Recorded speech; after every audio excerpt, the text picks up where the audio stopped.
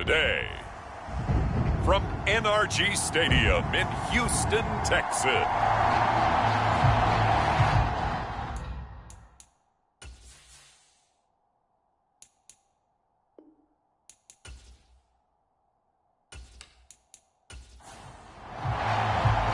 And we are underway from NRG Stadium in Houston. This fielded right at the goal line. And makes it across the 20 as his guys will set up shop at the 23-yard line. Well, the Jaguars ready to go on offense for the first time. And they're led by the former #1 pick in the draft. In his third season now, Charles, Trevor Lawrence. And if you go by the numbers, he's had a Pro Bowl type season. And maybe that's even selling him a little bit short. He's the NFL leader in touchdown passes to this point in the year. And with the end of the season not too far away, he's got his guys playing at a very high level. Lawrence looking to pass on the first play. A short throw to Ingram. Only a couple for him there on the game's first play, and it's second down.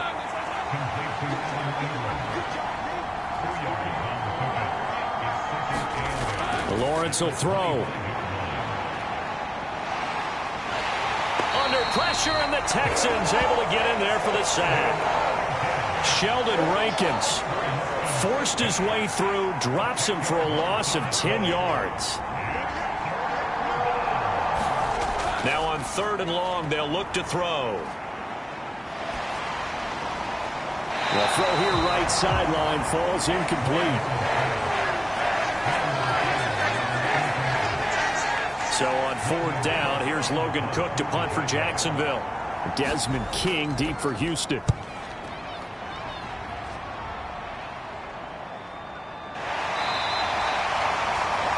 So a change of possession here on the punt. And the Texans will take over. Watson will bring up the Texans here 1st and 10 at their 38. They'll try and start this drive in the air. A short one going to be taken in here by Schultz. And they bring him to the ground just shy of midfield.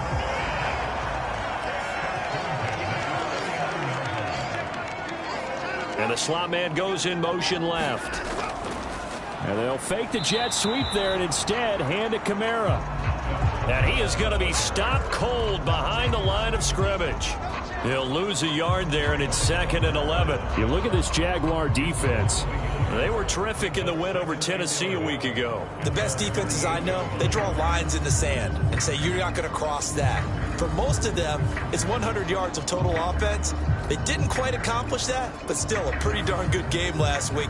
Just over 100 yards of total offense given up. So after the loss of a yard, they'll look to push forward here on 2nd down and 11. Now it's Watson. That's to the veteran. It's Robert Woods. And he's going to have another first down as the tackle's made at the Jaguars' 40. A give to Kamara running right. Just a yard on the first down carry, so it's 2nd and 9. Well, this defense for the Jags, they were terrific in the win over Tennessee a week ago. They sure did, and the key number to me was total offense allowed, which was barely over 100 yards. That's a heck of a sign that this defense is really putting all the pieces together and doing it cohesively. Now 2nd and 9. Watson down to throw. Now a quick throw there, but it's going to be incomplete. They'll need to get it to the 30 for a first. This is 3rd down. Here's Watson. That one taken in by T. Higgins. And oh, he's just going to be short here, barely. Maybe by a half a foot. It'll be 4th and inches. Interesting decision here. Opening drive, Charles, 4th and short. You're in field goal range. We'll see what they do. I just shake a fist at my offense and say, go get it, guys, because if you can't pick up 4th and short here, we're probably in trouble the rest of the game. Show some confidence, show some aggressiveness, go pick it up.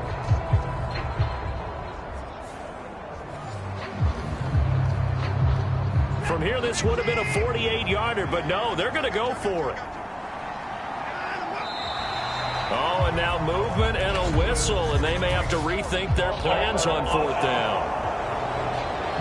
They were going for it on 4th and inches, now 4th and 5. Yeah, everything had built to a crescendo, hadn't it? 4th and inches. I mean, we were coming out of our chairs up here. Now on 4th and 5, you've got to think about whether you want to go for it or not. The kick by Fairbairn is good, and it's now 3-0 Texans.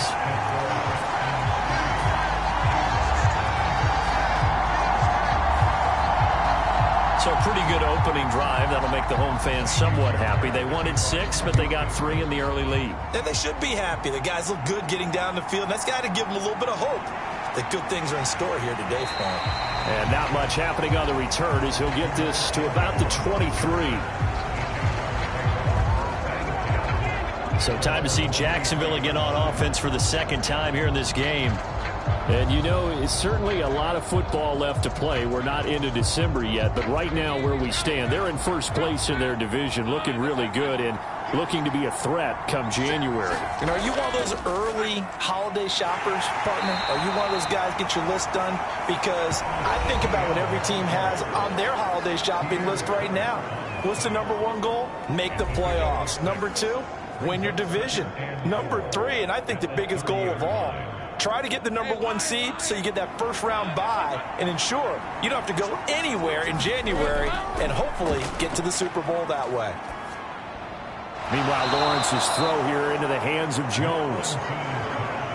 So from the 36 now, 1st and 10.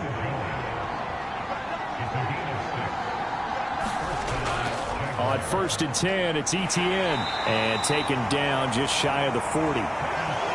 The Jaguars at 4 and 6 now on the year. And they come in feeling pretty good after back-to-back victories, CD.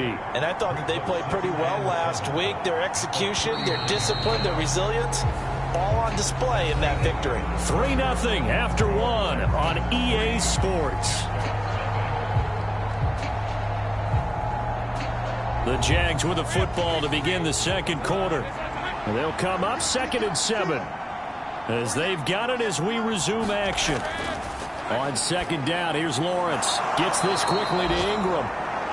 2nd catch for him today, and it'll wind up a 1st down. Lawrence. On the move past the 40. And he's able to get this to the 40-yard line before he's out of bounds. 12 more yards for him there. It's a 1st down.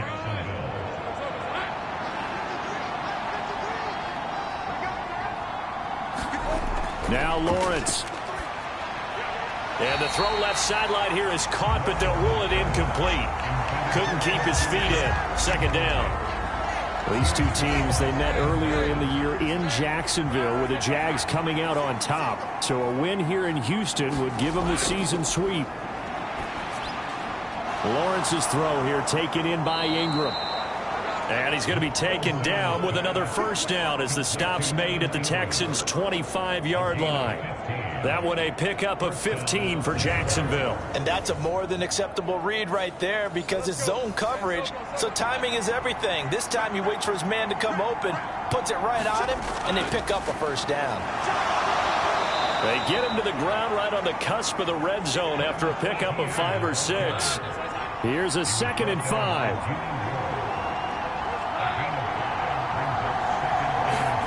Now Lawrence to throw. And he's going to be taken down here. A sack back at the 32. Derek Barnett able to record his 5th sack of the season. All about the offense so far this drive, putting something sustained together.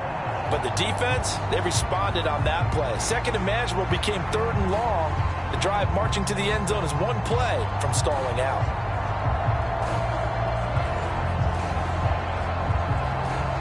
So now after the sack of Lawrence, the Jags looking at a 3rd and long.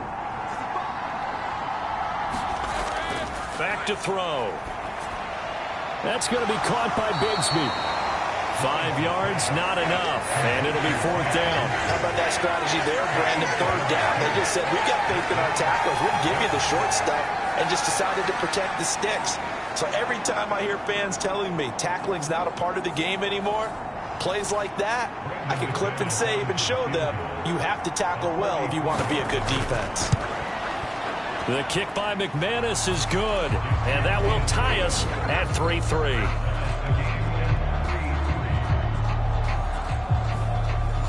So the field goal there caps what winds up to be an 11-play drive. Well, partner, that's a lot of offense to run there to only get 3 points. So I just wonder, are they going to recycle those plays because they were successful in getting 3?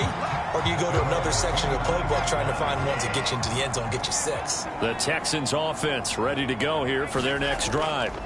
They start the drive on the ground. Kamara. And he'll manage to pick up about 4. It's second down.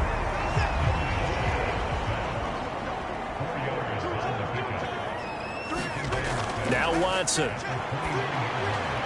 Short throw into the hands of Jordan. And he gets this up across the 35 before he's out of bounds. So here's a 1st and 10 at the 38.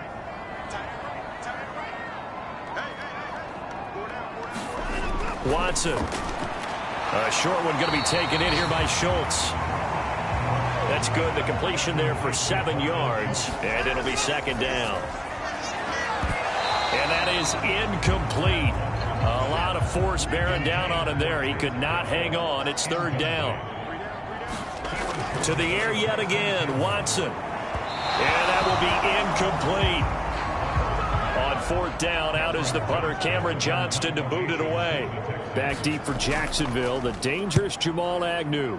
He punted 3 times in the loss last week as he sends this one away. A 40-yard punt, no return, and it'll be Jaguar football as they take over deep in their own territory. Out comes the Jacksonville offense as they get set to take over here. It was still more than a minute to go in the half. Time to try to mount a drive. And I would think that they would have to. This is today's NFL. You got to push it whenever you get an opportunity. You can never have enough points with the high-powered offenses that you face. And analytics will tell you, try and score when given the opportunity. The catch and run, good for 18 and a 1st down. Oh, that was a nice job there. Quarterback and receiver reading the pressure that was brought. They both knew it was going to open up the middle of the field. Nice little shake and bake at the line of scrimmage, got right into his route. And the quarterback hit him in stride, and he was able to run free after the catch. Throwing now, Lawrence on 1st down. Throw out wide is incomplete. 2nd and 10.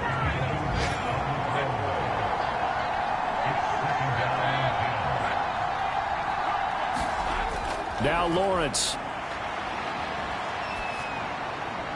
Caught by Jones. And he'll be out of bounds across the 30-yard line. Here comes 3rd down and 7. This time they stay on the ground. And he'll be tackled right on the chalk of the 45.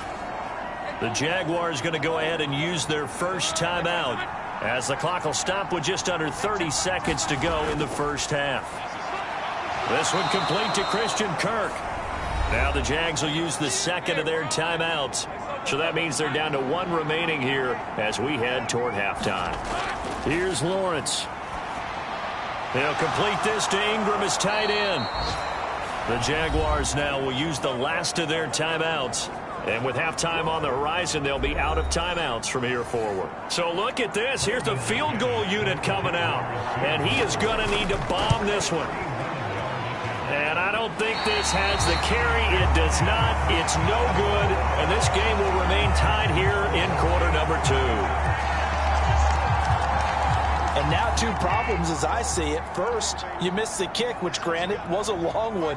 But second, you set the other guys up with great field position and enough time to maybe get downfield and get a field goal attempt of their own. Now the Texans will burn the first of their timeouts as they stop it with 11 seconds remaining in this first half. So from the 39 now, they'll come up on a 1st and 10. A shotgun snap for Watson.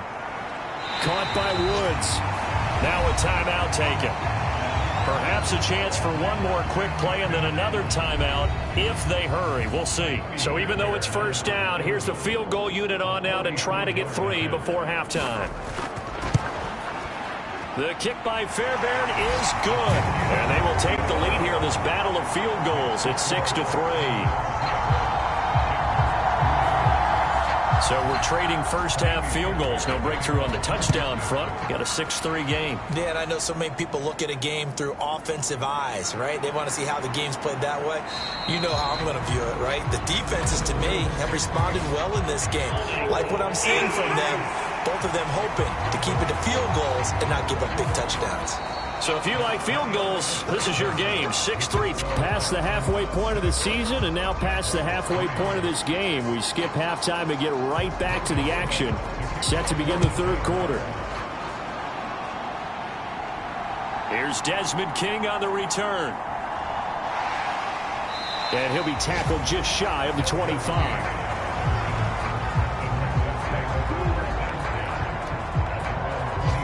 So here are the Texans to take over. They were losers a week ago to Arizona, but they're on top here as they start this drive with a 1st and 10.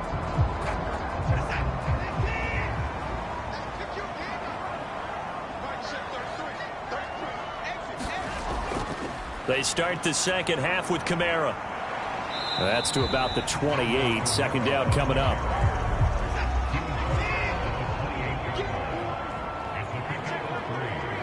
In motion right, that's Dell.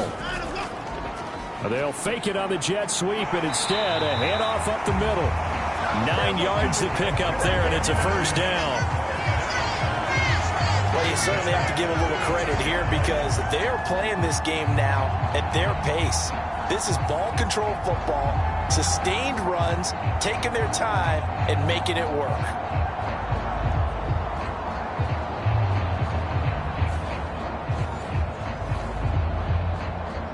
So after the run by Kamara, now another 1st and 10. To throw is Watson. And he's going to have to eat this one as down he goes. They'll wind up losing 3 there on the sack. Good pressure, and it's 2nd down. He's certainly one of those quarterbacks that can burn you with his mobility, but that time able to hem him in and get him to the ground. Perfect descriptor right there about how they kept him in the pocket. Excellent job of containment, but they were still able to continue to bring such strong pressure without letting him escape. But how about those guys in the secondary as well? Kept the coverage tight, plastered to the receivers, and left no real options for him to throw it downfield. To throw on second is Watson. And the pressure gets to him again. Devon Hamilton in there to drop him, and sacks on 1st and 2nd downs now leads to a 3rd and long. And, of course, that's not an easy man to sack. You know how elusive he can be trying to get outside of the pocket. That was a great play on the defensive side. And I wonder what was going through his mind because he didn't seem as committed to using his legs to pick up yardage. He wanted to keep that play alive, so either take off and go or throw it away. But he held on to the football and ended up getting sacked. 3rd and long. It's Watson. On the check down, he finds Kamara. And a nice job to break free of one tackle, but it slowed his momentum somewhat, and he's taken down right after. That's going to bring up 4th down, only a gain of 2 there. Caught that look from you there, partner. I think we're on the same page on that one. Just his first catch. I think we both thought he'd be a little more active in the passing game. Let's see if that's the start of them trying to get the ball to him a little bit more here in the second half. On is the punter, Johnston, now as he sends this one away. On the return, here's Agnew.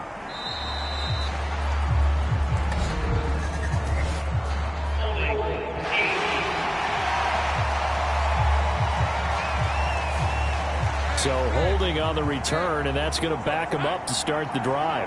He was trying to get the job done correctly, just trying to clear a little space for his returner.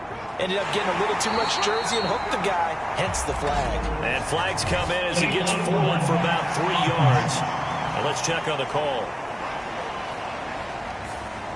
That flag accepted, and it backs the offense up a little bit. Looking to throw, Lawrence. This is caught. It's Kirk. And he's able to get this one all the way past the 30. A good pickup there of 20 yards. It's pretty evident that this passing game has been frustrated so far. They haven't really moved the ball the way we might have expected, but this is a good pickup here for the 1st down.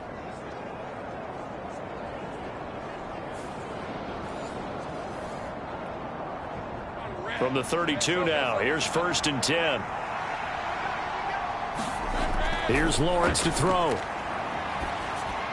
He'll find Etienne out of the backfield. The result, only 4 yards there on the play, and it's 2nd down.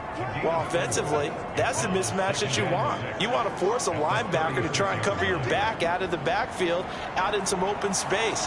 The linebackers nowadays, they run like backs, and they take a lot of pride in covering. What a nice play he made there in the open field. They'll send Kirk in motion right. On 2nd down, a run with Etienne. And he is met in his tracks behind the line of scrimmage. It'll be a loss of a couple on the play, so now 3rd down coming up. I think this running game, or should I say lack of one, is making this defense look better than what they really are.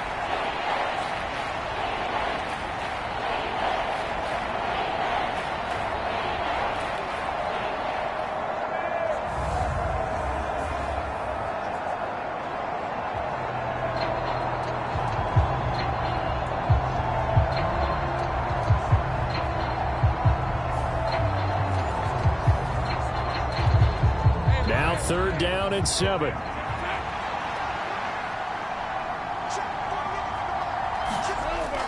Back to throw. Lawrence. And he's going to go down. The Texans come at him and able to bring him to the ground. Multiple players getting home there for an 8-yard loss. An assortment of sacks in this game. This one the product of a good jump and terrific effort. Moves quickly off the snap of the ball.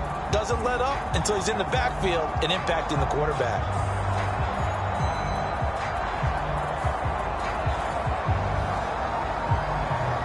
Here's Logan Cook now as he'll kick it away for the 2nd time. His first punt, 48 yards. This one looks equally as good. Fair catch called for and made right at the 25-yard line. So possession goes over here on the punt. And the Texans will take over with a 1st and 10. Houston set to take over. And Charles, we've seen almost 3 full quarters now, and neither offense can really get it going. Neither has hit the end zone, and neither side seemingly can make that big play. But the game hasn't been devoid of action because these two defenses, they've taken over and they've slugged it out. But I think you're exactly right. We're at that stage of the game now where one of these offenses, if they make a big play, the difference. That one good for 37 yards. As a general manager, you're counting on your 1st and 2nd round draft picks to have a big-time impact on your team. But where you make your bones, rounds 3 through 7. If you can find a few diamonds in the rough there, develop them, then you've got something going, and we're seeing one right here. Yeah, plays like that lead me to believe that they found a diamond in the rough. Back now in Houston. It's been a very hotly contested game to this point. Just a field goal separating these two teams as we get set for the 4th quarter. Now a 1st down carry. It's Kamara. And he'll maneuver his way forward for about 4. 2nd and 6. All right, that's a decent game there, but it hasn't been his best game overall. So I wonder what the mindset is of his team. Do they want him to handle the football and try and close this game out? Or are they going to make an alternative plan and maybe go in a different direction? I think they need him, and this is his time to shine. From the 33, here's 2nd and 6. And they'll send the slot in motion left. Here's a fake on the jet sweep, and instead a give up the middle. And he is close to a 1st down as he's tackled at the Jaguars' 28.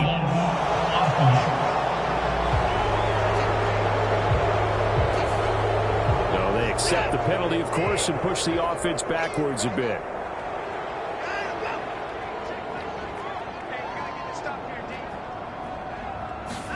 Back to throw, Watson. And this one taken in on the right sideline, but not in the field of play. They say it's incomplete. The throw led him a little too far. It brings up 3rd down. He'll get this one underneath to Kamara. And he will be marked down short of the 1st as they get to him at the 29. So the completion results there in 9 yards. And that's going to bring up a 4th down. Brandon, it certainly looked like they had that play defended well, but it still almost worked. Got it to the running back. He wound up getting really good yardage out of it. But it was 3rd and long, and they were able to rally and stop it before he could get to the marker. So here we go. Maybe the biggest kick of the game forthcoming. This to swell the lead to 6. Fairbairn able to put this one through. And they continue to lead in the battle of field goals here. It's now 9-3. So they get the 3, but you wonder now, is that going to be enough? Excellent question, because when I look at the smiles on that side of the field, they're a little tight, aren't they? If they had scored a touchdown there, those would be big half-moon grins right now because they'd feel a whole lot better about their position. And a touchdown in the other direction, all of a sudden they're down. And out now comes Jacksonville as they get ready to go. Now this game, it has obviously been all about the defense on both sides of the football. Which offense is going to break through here? We'll see if they can do it on this drive. Lawrence bringing the Jaguars up, 1st and 10. Right at the 30. They'll come out throwing here to start the drive. This one caught by Ridley. And they get him down, but not before he takes it across the 40-yard line. Clock running, under 4 to play now as they come up on 1st and 10. Looking to throw. Lawrence. And completes it to Kirk over the middle. And they'll get this well past midfield before being stopped just before the 35. A good pickup there, 21 yards. And here we are in the 4th quarter, partner, and watch them drive for what would be a go-ahead touchdown. And you and I both know this is where you need a quarterback who can keep his cool back there. Not just for himself, but to keep the rest of the team relaxed too. So a 1st and 10 now in Houston territory at the 37-yard line. Back to throw. Lawrence. And incomplete on the deep ball.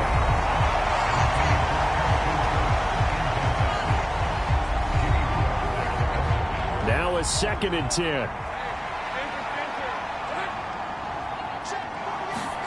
Throwing again here. It's Lawrence. A short throw to Ingram. And he works it past the 30, almost to the 25.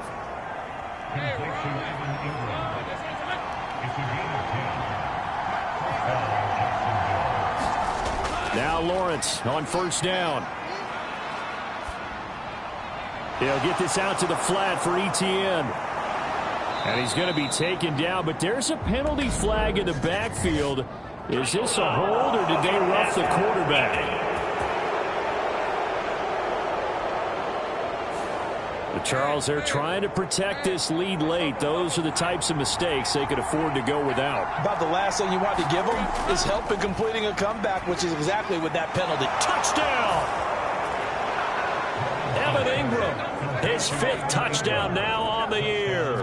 And the Jaguars are an extra point away from going back on top here in the 4th. A very important extra point there, up and good. And they have taken the lead here in this 4th quarter. After the touchdown, Cook now to kick this one away. Taken at the goal line. And he'll take it up past the 25 to the 26-yard line. They'll come up 1st and 10 here. Here's Watson.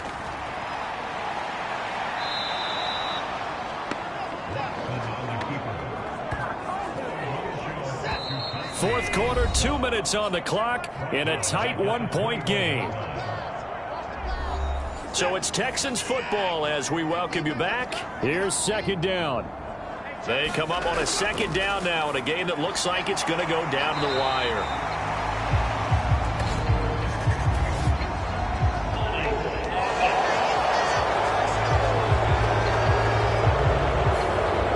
They'll come up now. This is 2nd and long. Here's Watson. Got his man, Dell. And he's going to be taken down right at the 25. And he's caught on the sideline, but he's not going to have a 1st down. They say he was out of bounds. So a big call there that brings up 4th.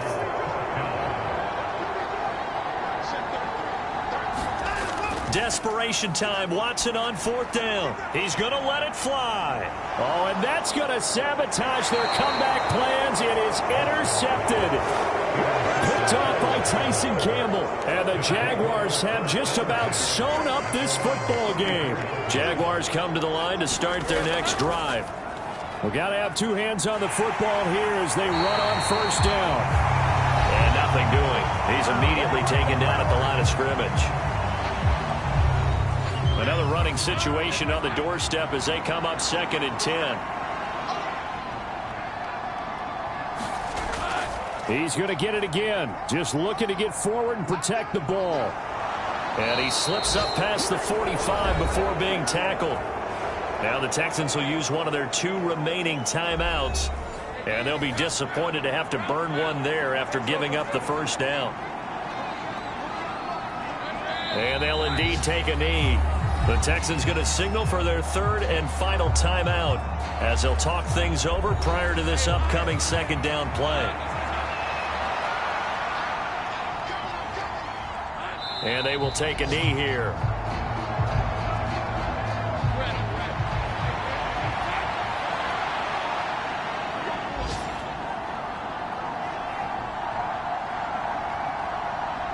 Lawrence to a knee, and that will write a finish to this one. Here's Logan Cook now as he's on to punt for Jacksonville.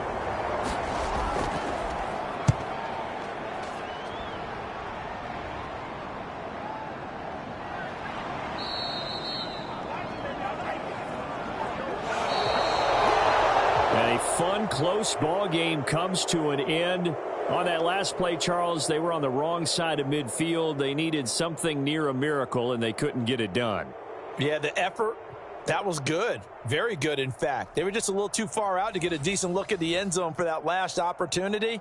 Couldn't get it done, but a nice game overall.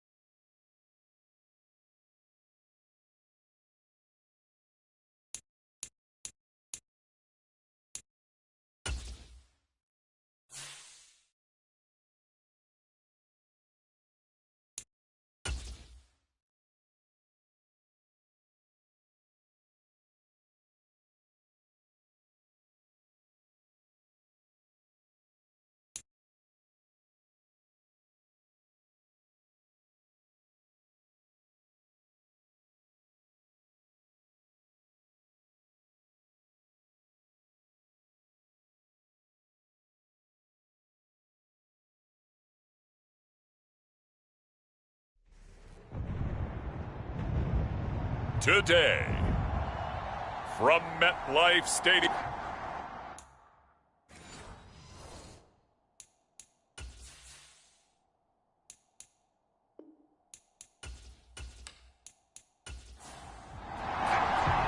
The NFL's first ever Black Friday clash. The Dolphins and the Jets underway here at MetLife Stadium. And he'll be stopped up at the 25.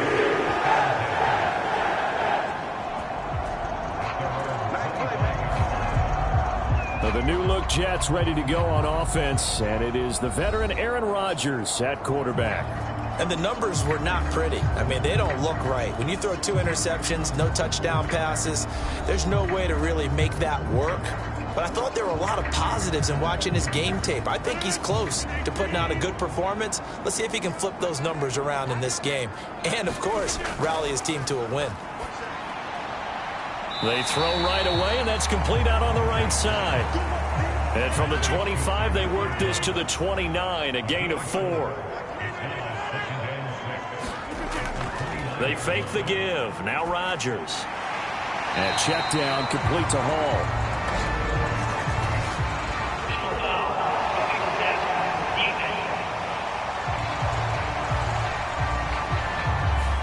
So a roughing the passer penalty and an automatic first down. And that's the mark of a bad team, partner, because that's an easily preventable penalty, but they just didn't take the proper steps to make it so. And he is going to lose yardage here. It was Danielle Hunter to make the play in the backfield. So a step in the wrong direction. Now they'll look to make amends on 2nd and 14. Now it's Rodgers. The Dolphins get there this time, and they bring him down. Danielle Hunter, he's the one to get him, and that is sack number 7 for him on the year. Now on 3rd and long, they'll look to throw. This pass out wide to Hall. And he's going to be taken down. Plus, there's a penalty flag in the backfield. They may get 15 more on top of this.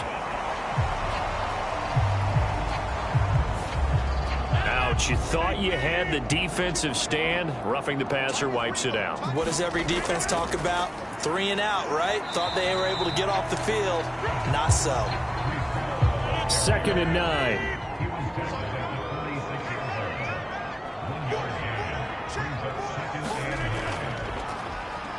And from the gun, here's Abanikanda. Now they nearly sprung him that time as he takes us all the way down to the 37.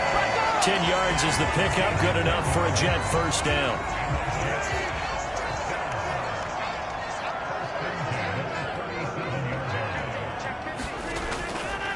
And they'll go again with Abanikanda. And he'll get it inside the 35. 2nd and 7, operating from the 34. And the slot man goes in motion left. There's a fake on the jet sweep, and instead a give to Hall up the middle. And he'll get this down close to a first down at about the Dolphins' 29. They'll run with Hall. And he's able to get the first here as he's taken down at the 25.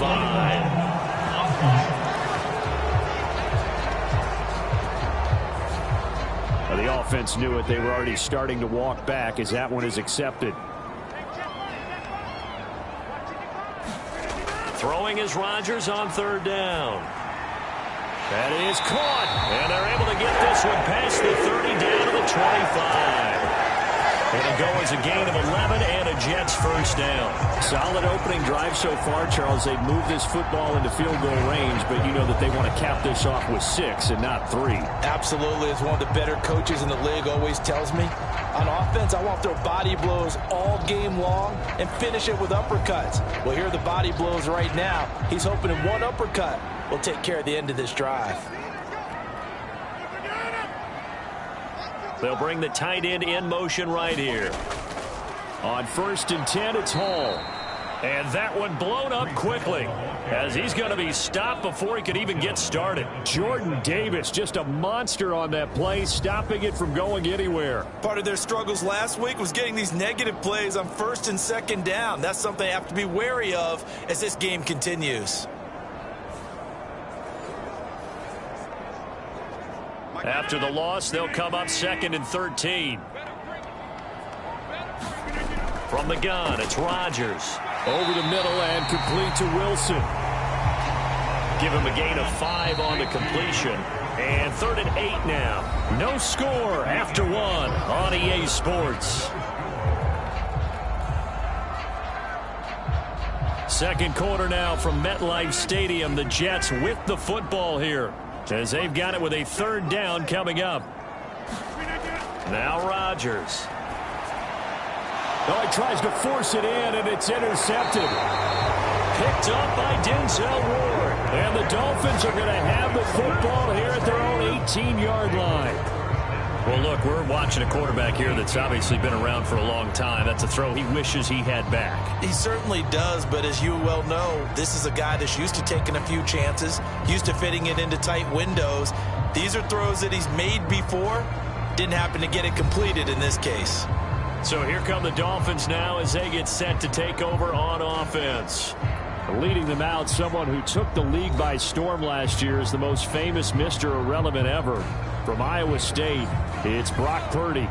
And you'd think as a young QB there'd be some nerves leading an offense out to start a game, but haven't seen any sign of them right now. And speaking with him earlier this week, sensed that the pressure wouldn't get to him. He feels comfortable being the face of this offense and shouldering the expectations on game day, even if he doesn't quite have the years of experience other quarterbacks do.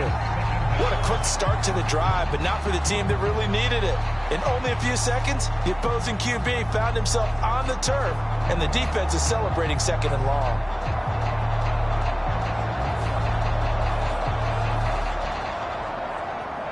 So that complicates things a bit here. 18 yards to go now on second down. Throwing here, Purdy. Over the middle, and it's incomplete. An incomplete pass on that last play, and that means they'll need to come up with something here on third down. Purdy will set up to throw it here. Going underneath, he's got Hawkinson. And he's going to get this to about the 20, but that is well short of what he needed. They do get 10 back, but still a ways to go on fourth. I think that call was made not so much to try and get the first down, although they would have taken it if they could have gotten it, but to give their punter a little bit of space and try and help out their defense. Yeah, they got the safe completion on third.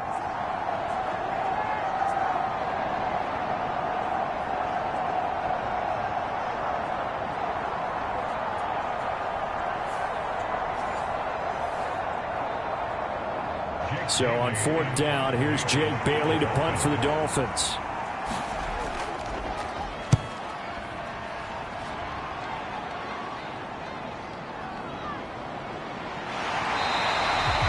It'll be a 51-yard punt that time. And the Jets will take over first and 10. Back onto the field come the New York Jets for their second drive. Well, they were intercepted the first time they had the football, but now they get it back, and it's still 0-0. And because of that, you know what the thought process is? Interception. What interception? It didn't really happen because they gave up no points. So go back on the attack. Go back and run the offense you believe will be successful. Find your playmakers and give them the football. And he'll have it past midfield almost to the 40 before being taken down.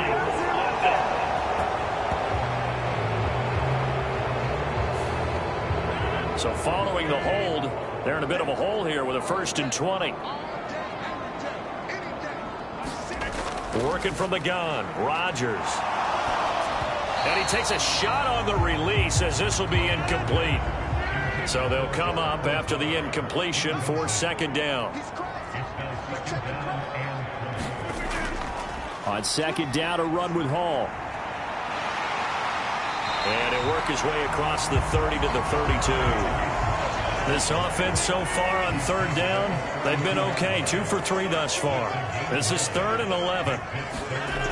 Throwing is Rodgers.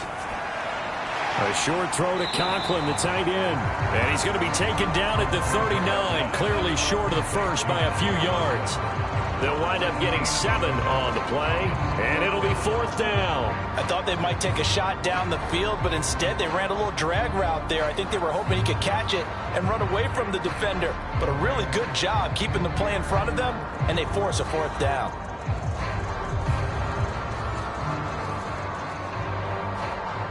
On 4th down, here's the veteran Thomas Morstead to punt for the Jets. Braxton Berrios deep for Miami. Only 2 punts for him last week in the loss as he gets this one away. 37 yards on the punt with no return, and it'll be Dolphin football. So Miami coming out for their second drive. The crowd maybe losing just a little bit of the edge after back-to-back punts. They want some big plays. They want to see some offense. They want to see somebody break away, whether it's through the air or on the ground. Now it'll be interesting to see where the patience is on both sides. Each head coach, can you hang in there and not try and force something that can put your team in some jeopardy? On second down, a run by Achane. And he'll be taken down at the 20 after a gain of just 1. Well, that's a good start to this drive on the defensive side of the ball. Force the incompletion on first down. Then you're able to shut down the running play on second. Yeah, I wouldn't be surprised now. A little bit of pressure going at the quarterback in an expected passing situation. This one thrown underneath to Achane. And his bid for the first down coming up short as he's tackled at the 25. 5 yards, not enough, and it'll be fourth down. We can make this one pretty simple. Locked up all of his progressions downfield, forced to get it to his running back. But how about the way they ran to the football and knocked him down to force a fourth down?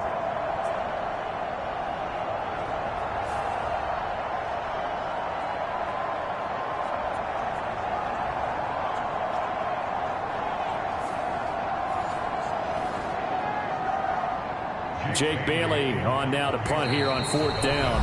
2 minutes on the clock in what's been a scoreless first half. Here's Jake Bailey now.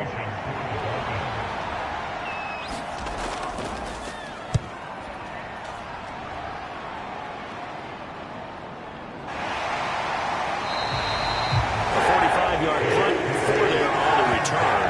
And the Jets will take over. And New York set to take the field. And, partner, I know so far, we're still in the first half, but you love this game as a defensive guy. 0-0. We'll see if the offense can get going on this drive. Well, you know how they talk about music to your ears? How about what it does for your eyes when you watch something like this, right, where these teams are locked in and going at it, no points going up on the scoreboard? I'm loving it. You're exactly right. Well, switch over, though, to an offensive mindset for a moment. What do they need to do here to get on track and get some points? Well, I think a couple of ways. Number one, you pull out something that maybe they haven't seen before. Coaches always talk about unscouted looks. Maybe you give them something that they haven't seen on tape, and now you shock them that way. The second, run your basic playbook, but run it so well that you give your skill position guys a chance to make big plays individually. First down now, but that clock rolling. Here's Rodgers. That's complete right side to Lazard.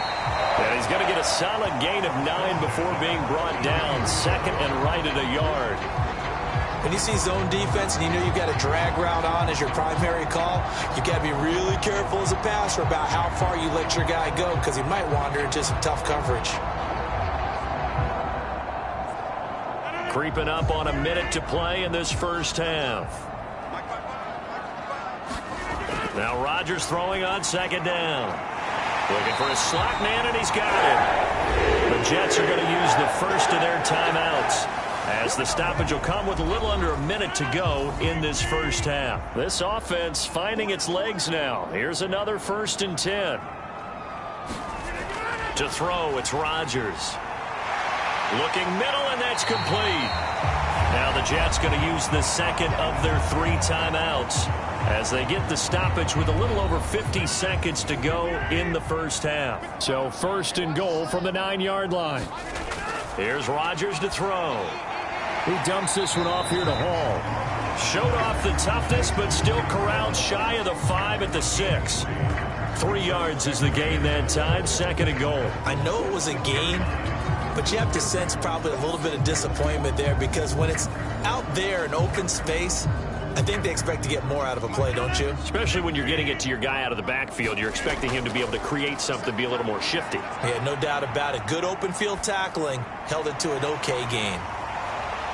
And he is going to lose yardage here. They'll get to the line here, but remember, it's also 3rd down. The Jets going to go ahead and use their final timeout as they stop it with 16 seconds to go in half number 1. Rodgers now on 3rd and goal. And it's caught.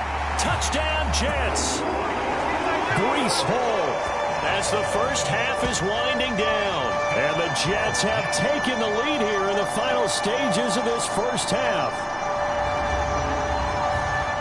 don't see too many scoreless halves in football, not in today's day and age, and we're not going to see one here. We finally have points on the board. Yeah, and it didn't come easy, did it? Because neither of these offenses really gotten out of the starting blocks yet.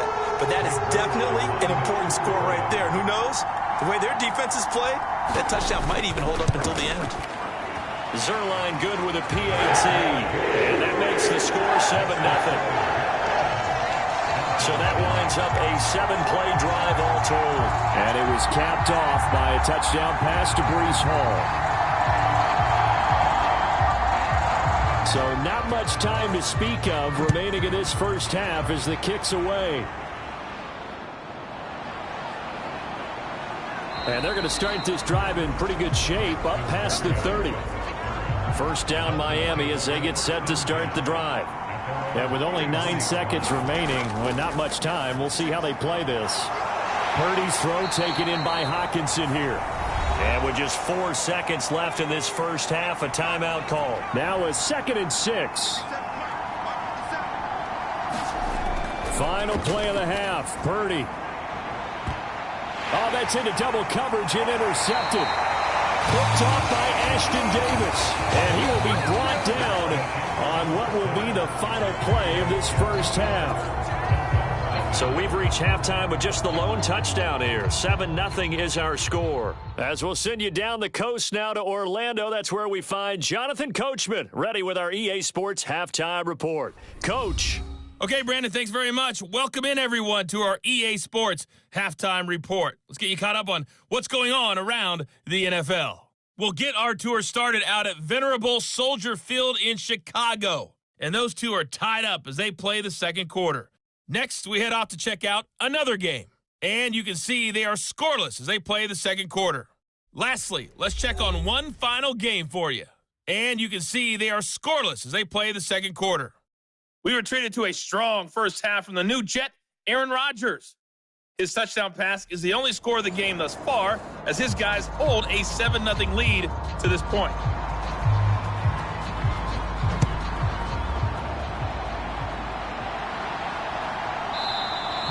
And we will not have a run back here as the second half starts with a touchback. Out comes the Dolphins now. They'll go on offense first here in this third quarter. Well, Charles, we saw a pretty entertaining first half, close ball game. Remember there toward the end of the second quarter, the opposition scored to take the lead. Now we'll see if these guys can get a score of their own to regain that lead. Yeah, they want to have that type of a response, don't they? Because they want to find a way to take control of this ball game one more time. Gauntlet's been thrown down. They want to see if they're ready to answer it.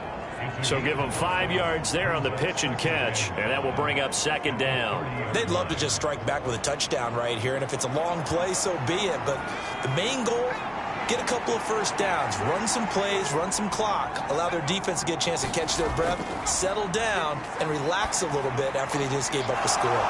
Purdy's throw taken in here by Chase. And down he goes, but he takes it up to the 40.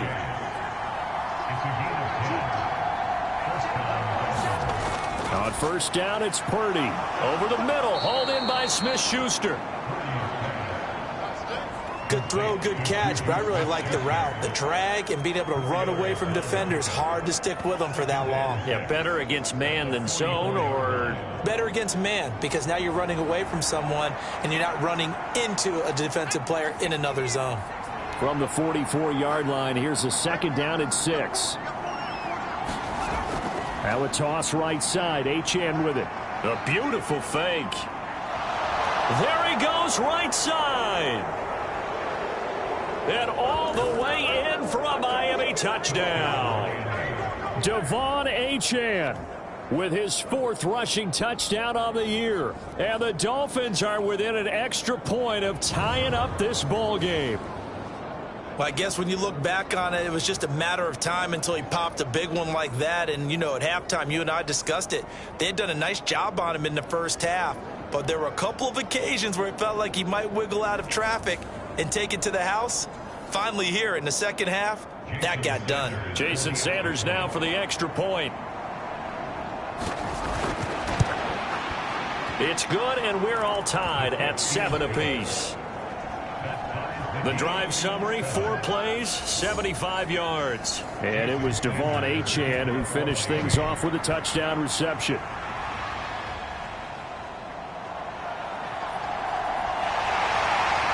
Solid return, pretty good field position. They'll start at the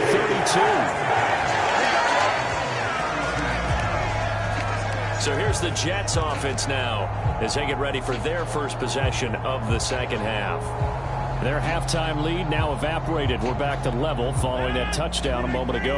And that shouldn't change the mindset a whole lot from an offensive perspective because they already knew this was going to be a hard-fought game. Now they just need to go out, execute their game plan, and keep moving. And just no chance of turning the corner. He can only get back to the line of scrimmage. 2nd and 10 coming up.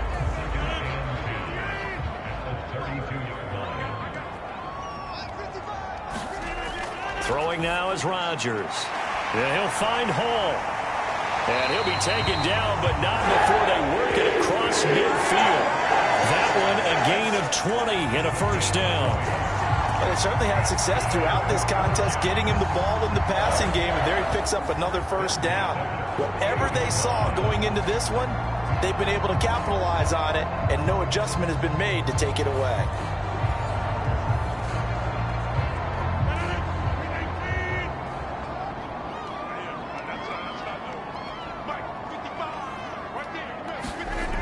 Abanikanda on 1st and 10. And he stopped immediately there. Officially no gain on the play, and it's 2nd down. Abanikanda once again.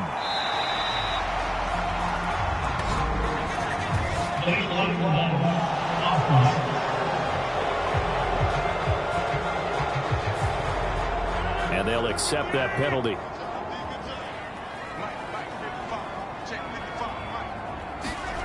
On 2nd down, here's Rodgers. Throwing quickly there, but it's incomplete. An incomplete pass on that last play, and that means they'll need to come up with something here on 3rd down. To throw is Rodgers. Over the middle, complete. It's Wilson. And they're going to mark him down short, maybe by about a yard, if that. They get 15, but they still needed a little bit more. 4th down. And I believe that gain on 3rd and long changes things quite a bit because this would be a very long field goal. I wouldn't be surprised to see him go for it here.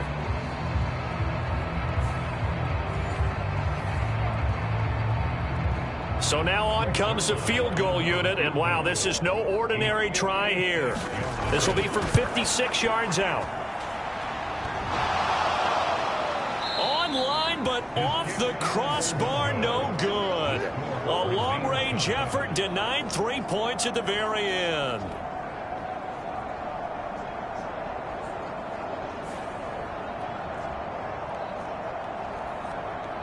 Miami set to take over. Their defense has done the job. Now it's the offense's turn as they've got it 1st and 10. All things considered, a pretty good kick. Just cruel punishment there to be denied by the crossbar.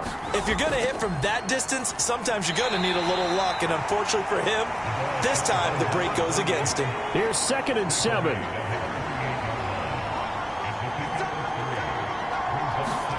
Purdy now to throw. He'll find Smith-Schuster. That's complete. And he's brought down.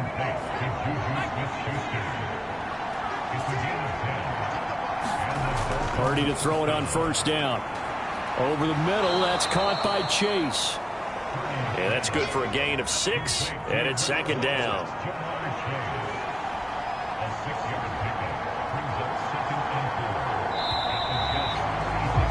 And they're not going to get to the line to run another play, so we will switch ends as the 3rd quarter has come to a close.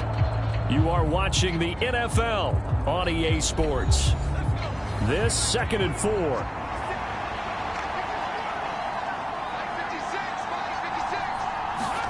Purdy from the gun.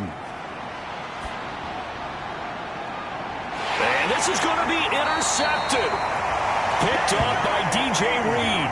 And the Jets will take over here at their own 12-yard line. CD, I know it's just his second year in the league as a quarterback, but that's going to be one when he flips on the tape. He's like, I shouldn't have thrown that ball. No doubt about it, and his coaching staff will be emphatic about he shouldn't have thrown that ball. But remember, second year, as you noted, on-the-job training, so he's got to take this feedback that he's getting, negative or otherwise, and turn it into positives moving forward. Rodgers and the Jets now with a 1st and 10 at their own 12-yard line. He'll give it to Hall to start the drive. And he'll be taken down at the 18. Here now, 2nd and 4. Hall again. And tackled down after a gain of 3. Leaves him with 1 yard to go on 3rd down. So they just need 1 yard here to pick up the 1st down. Rodgers now to throw. He's got his target. That's complete. And he'll get this up to the 34-yard line. The defense surrenders a 13-yard pass play there on 3rd and 1. Tell you what, he's been able to put the ball in some tight spots all game long. That throw, no different. Yeah, a lot of people would call it a gutsy type of a throw. I think he looks at it as, I can do it, so it's not that big of a deal to me, and I'm going to keep firing.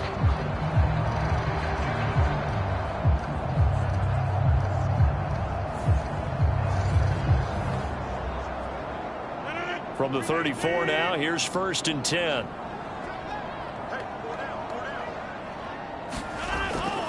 They'll give to Hall. Takes it to about the 37.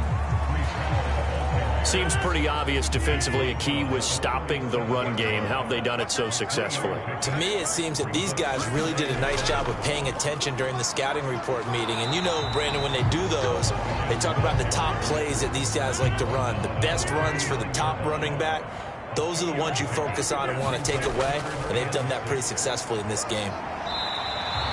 Call it a gain of 4, and it'll bring up 4th down. Here's Thomas Morstead now, as he'll punt it away for the 2nd time.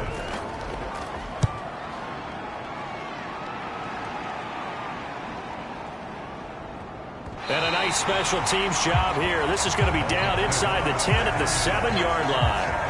And for an offense that is struggling, this is not where you want to start from. Great punt. Fantastic punt. And for all those who wonder, what do punters do during the course of practice each and every day? The best ones do what we just saw there. Work on positioning the football and helping their team. The drive starts with a run from Achane. And he maneuvers up the middle for 3. And it's 2nd down. So it looks like somebody may have forgotten the snap count, and a 5-yard penalty ensues. Well, the crowd's not doing that O-line any favors. Home field advantage is really kicking in, making it very difficult for them to hear the snap count. They'll come up now on 2nd down. Near his goal line, here's Purdy. All tied up, less than 2 minutes to go. That to the right sideline, and it falls incomplete. This crowd turning up the decibel level. It's 3rd and long. Out of the gun, here's a give to Achane.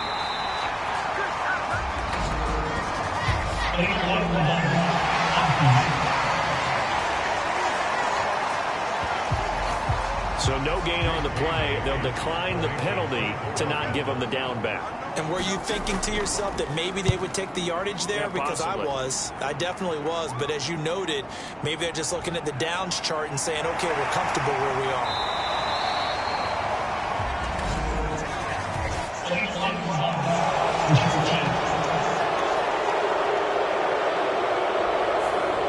So that penalty will back them up half the distance to the goal line. Now Rodgers. Got a man, that's Lazard. And he's going to get this one down to the edge of the red zone. Now, he's been quiet all afternoon. He may have just come up with a play of the day right there, though. Obviously, it's not the volume in what you get done. It's the quality, and that was a quality catch right there. Plenty of time. All 3 timeouts still remain. Here's 1st and 10 now. And they work this near the 5. He'll be stopped at the 6.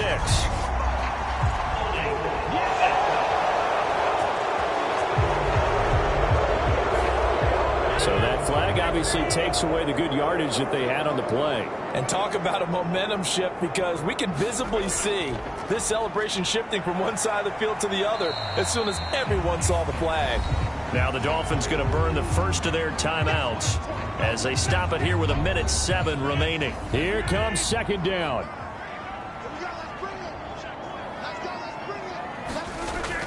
They'll go again with Hall.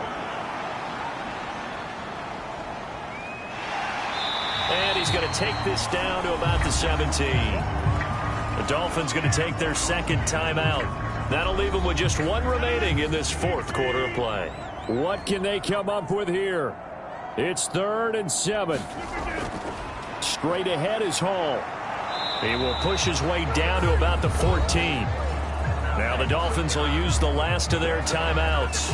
It'll be their third and final timeout, so as they talk things over, we'll step aside.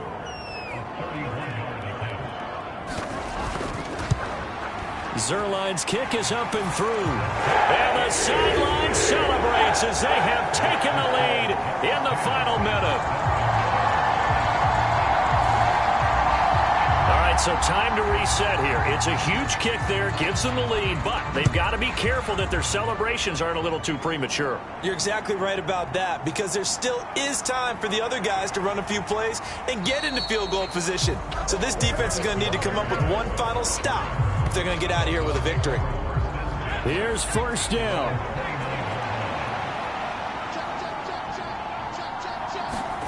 Here's Purdy to throw. And I think the ball's out, but this will fortunately wind up out of bounds.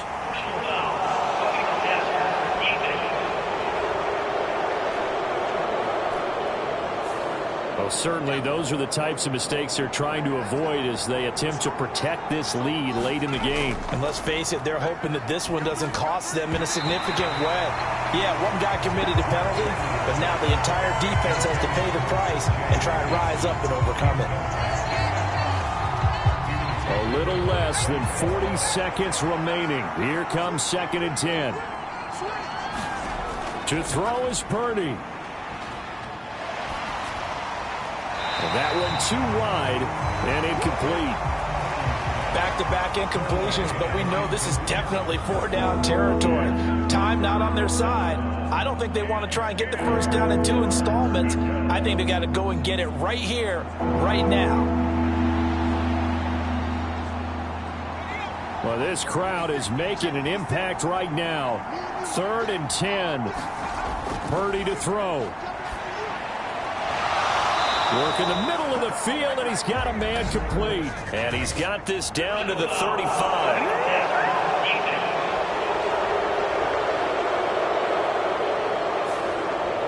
Well, this offense cannot stop the clock now. No timeouts remaining as they come up here first down. Purdy to throw. And he'll complete this one to Barrios. And the Dolphins are going to be set up with a 1st and goal here as the tackle made at the 9. And he just throws this one away. Smart decision here this close to the end zone, and it brings up 2nd down. So a big one coming now for Jason Sanders. The Jets are going to use the first of their timeouts. And as the two teams talk it over on their respective sidelines, we take a break.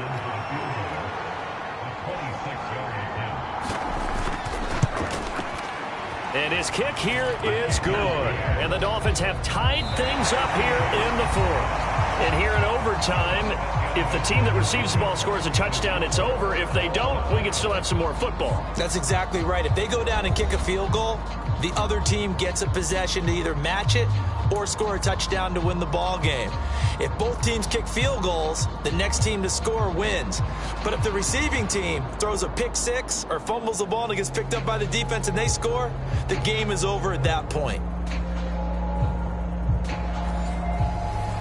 So the Jets won the toss. They'll get the first shot at finding a winner as we are back underway here in overtime. Solid return, pretty good field position. They'll start at the 32. And New York set to take the field. I cannot imagine how these players and coaches feel, Charles, because my palms sweating up here in the booth now as we go to the third drive of overtime. And as we know from here on out, any points win this football game. I'll throw you a towel as well, partner. I've got one for myself, but let's face it, our nerves, our pressure, nothing compared to what's going on that field. Both of the field goal kickers active here early. Can one of them become the hero and end this thing? With a start here to the ball game, you get the good kick return, followed by a quick first down through the air. If this defense isn't careful, they might be looking at a deficit before they know what hit them.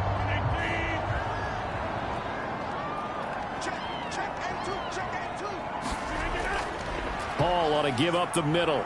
And a 6-yard gain gets him right around the 43.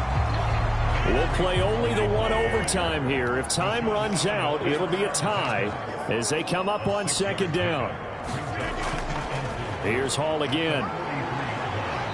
And some good tackling there as he stopped up at about the 41. Hoping to keep this OT drive alive. Now they face a 3rd and 2. Now Rodgers.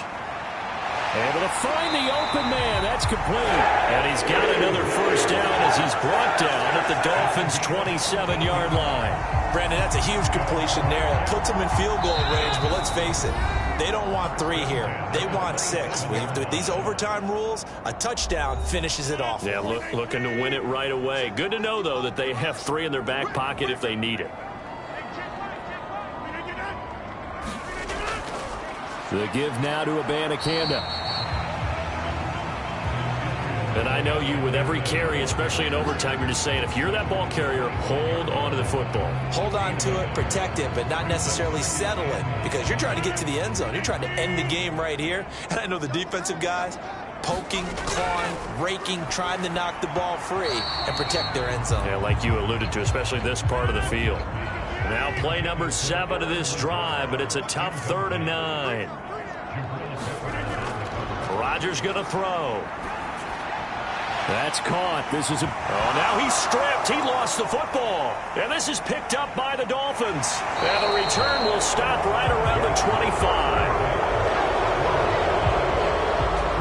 And a costly mistake. Coaches talk so much about ball security, and in overtime, so paramount. Partner, do you ever wonder if maybe they talk about it too much? Too much, yeah. Doesn't seem like you can, but maybe by discussing it time and time again, and you know they overemphasized it here, that it almost became self-fulfilling.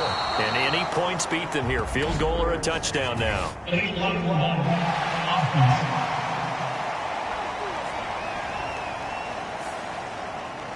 And that flag accepted.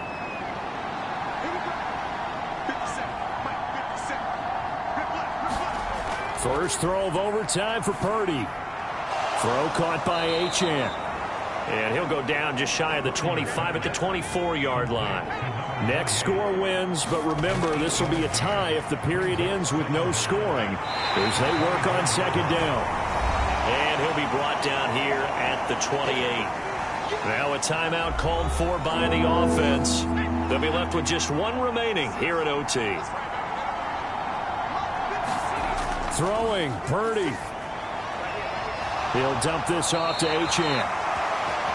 And I don't think he got there, no. He's short by maybe a foot, maybe. Call it 4th and inches. And the punter Bailey on now as he sends this one away.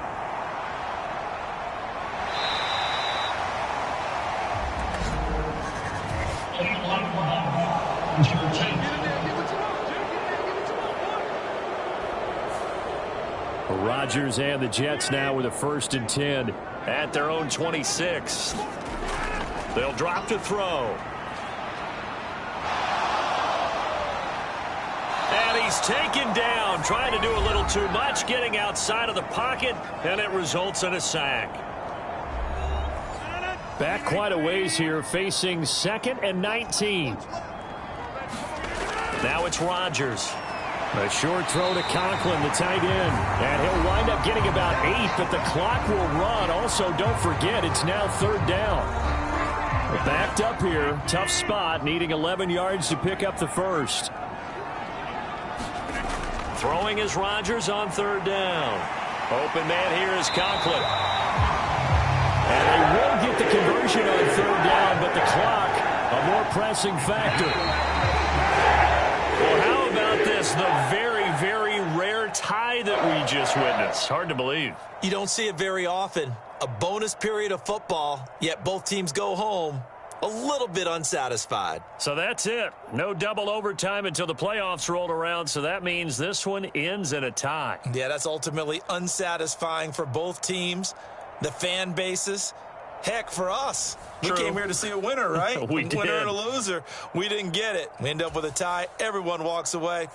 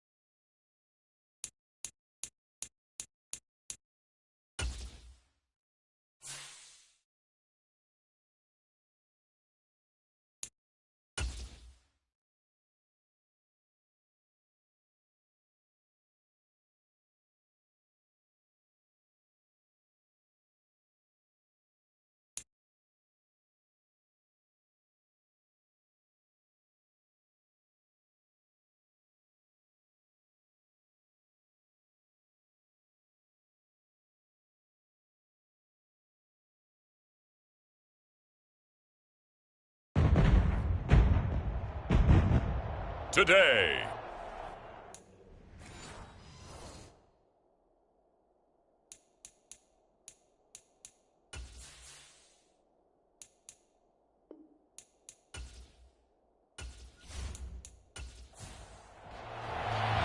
The first of three here on this Thanksgiving Day. Set for a good one. The Packers and the Lions underway in Detroit. And able to take it past the 25 and up to the 28-yard line. For the Lions offense getting ready to go to work here, and under center, a man whose career has been rejuvenated a bit as of late. And season number 8 now out of Cal, it's Jared Goff. Rumors of Goff's demise? Greatly exaggerated, it seems. Boy, what a big year he had last year. 29 touchdowns. It led the Lions to their first winning season since 2017. Under his leadership, the Lions expect to make the playoffs for the first time in a few seasons. And meanwhile, Goff's throw going into the hands of Williams. And he'll be stopped at the 35, but not before he picks up 7 yards. From the 35, here's second down and 3. From the gun, here's Goff. And that falls to the ground, incomplete. A nice job of bodying him up defensively. And now it brings up third down. Coming up here looking for 3 yards to pick up the first. Goff on third down. Pass taken in by his big tight end. And he is going to have a Lions first down, and he was able to get it by plenty. A gain of 8 on 3rd and 3. The Lions at 6-4 now on the year, and they were winners their last time out, so they'll be looking to make it 2 in a row. And so much about football, partner, comes down to mindset, being in the right frame of mind, and the best way to get in that good frame of mind, winning. So they come in feeling good. They've got the home crowd behind them. And I think they're going to be tough to beat in this one.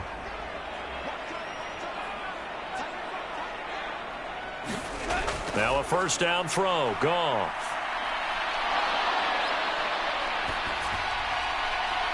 And that one to the right side and incomplete. Here's 2nd and 10.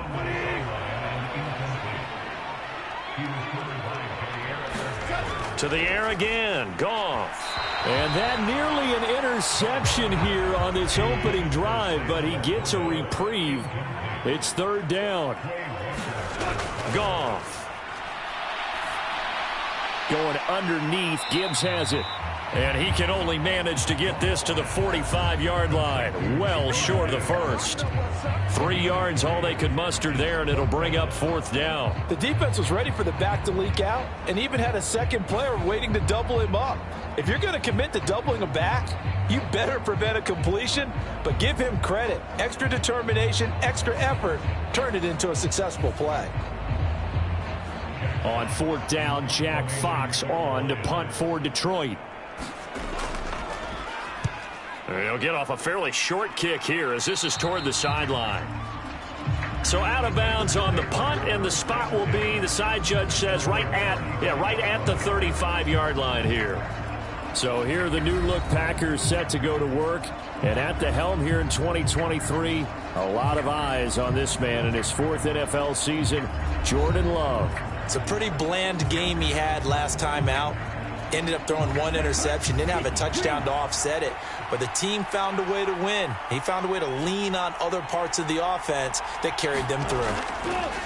First down, Love to pass. A short throw to Musgrave. This will be stopped about 2 yards shy of the marker. 8-yard gain, 2nd and 2. The numbers for him from a week ago. 5 catches, 79 yards. And he was able to haul that pass in there, but he knows he's got a tough task ahead of him. This unit in the top 5 in the NFL against the pass. He's going to have to really work hard to get open. Chalk that up as a 4-yard loss, and now it's 3rd down. This defense is a difficult one to prepare for, one of the best in the league. They'll come at you from all angles, and they did a nice job there stopping him for a loss.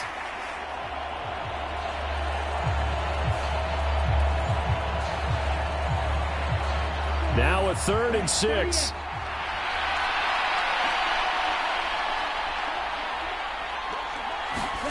Love looking to throw it. That is caught. And he'll be taken down, but he does have first down yardage. Give him 6 yards, and they do convert on 3rd.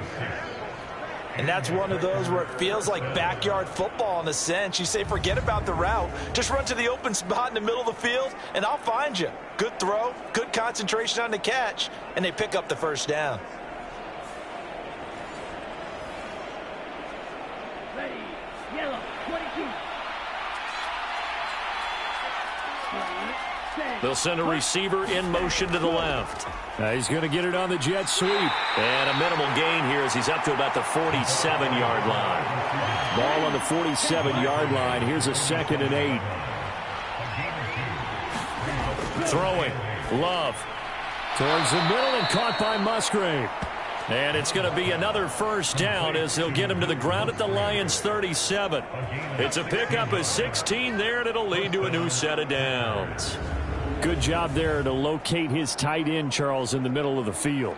Yeah, he has good pass-catching abilities, and if they're able to continue to find him here in the early going, I think it'll help out his teammates out on the perimeter. You can take the big shots later if he occupies their attention.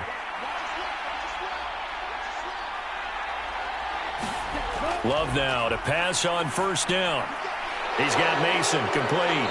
A good gain of 9 before he's brought down at the 28. 2nd down and a little more than a yard here. They go back to the ground with Jones. And he'll be a couple yards shy of the red zone here at the 22-yard line.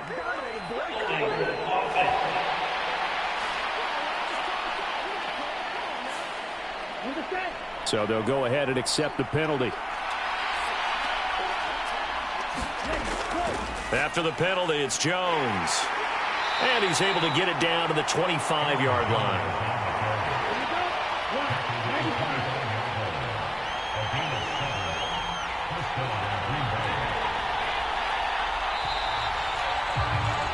We're scoreless after one. The Packers with the football here to begin the second quarter, as they've got it with a 1st and 10. Here's Love. On the out route, Dobbs brings it in. And he'll go out of bounds in the red zone just inside the 20. 2nd down and 4. Out of the shotgun, it's Love. And that'll be incomplete. Took a pretty good shot as he tried to pull that one in. Couldn't hang on 3rd down. To pass, here's Jordan Love. Throw caught by Musgrave. And they've got it inside the 10 at the 8. They're able to convert on 3rd down, and that sets up a 1st and goal. That's a sharp throw right there on 3rd down. They're looking to get the first points of the game, and they certainly don't want to be on a field goal. So that's a nice job to get the hook up and set up a 1st and goal.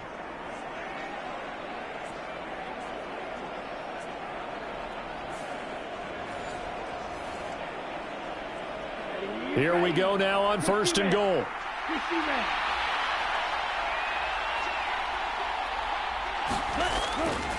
Now Jones. And they'll get this from the 8 to the 5. Pickup of 3. And the ball smack dab on the 5-yard line. Here's 2nd and goal.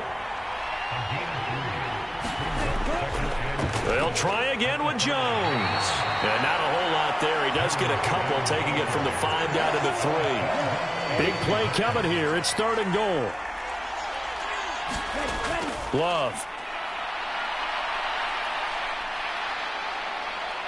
And he's going to go down. Sacked right around the 17. Levi Onwuzurike gets in there to drop him for a loss of 13 yards, and it's also 4th down now. And they're picking up right where they left off with the shutout that they pitched last week. A huge part of that, this pass rush. They know how to get after people. Offensively, good luck finding some answers right now. So off goes Love. On is Carlson for the Packer field goal. From the left hash, this from 34. And his kick is right there. It's good. And the Packers are off to a 3-0 lead.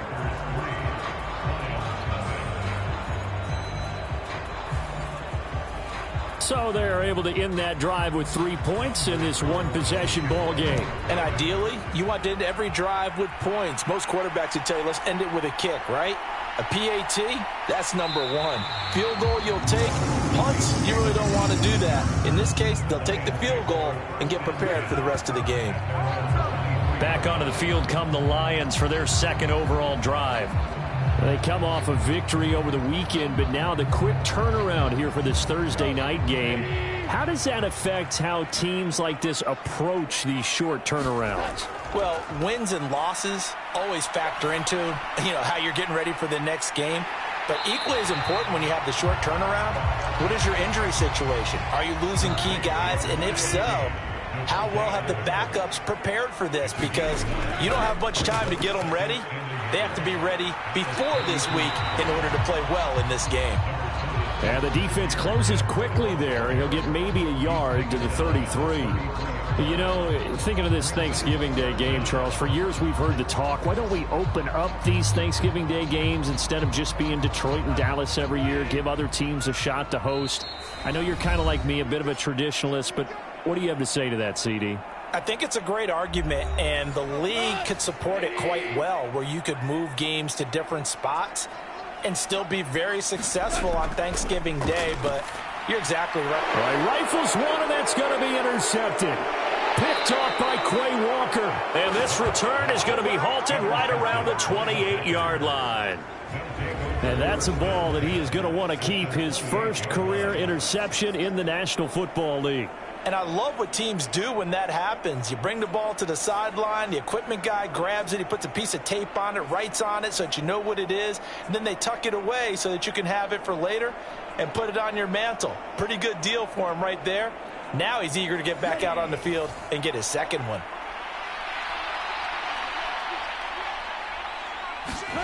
Following the interception, Love into a double team, and it's intercepted. William Jackson with a pick, and a big turnover there as his guys will get the football back.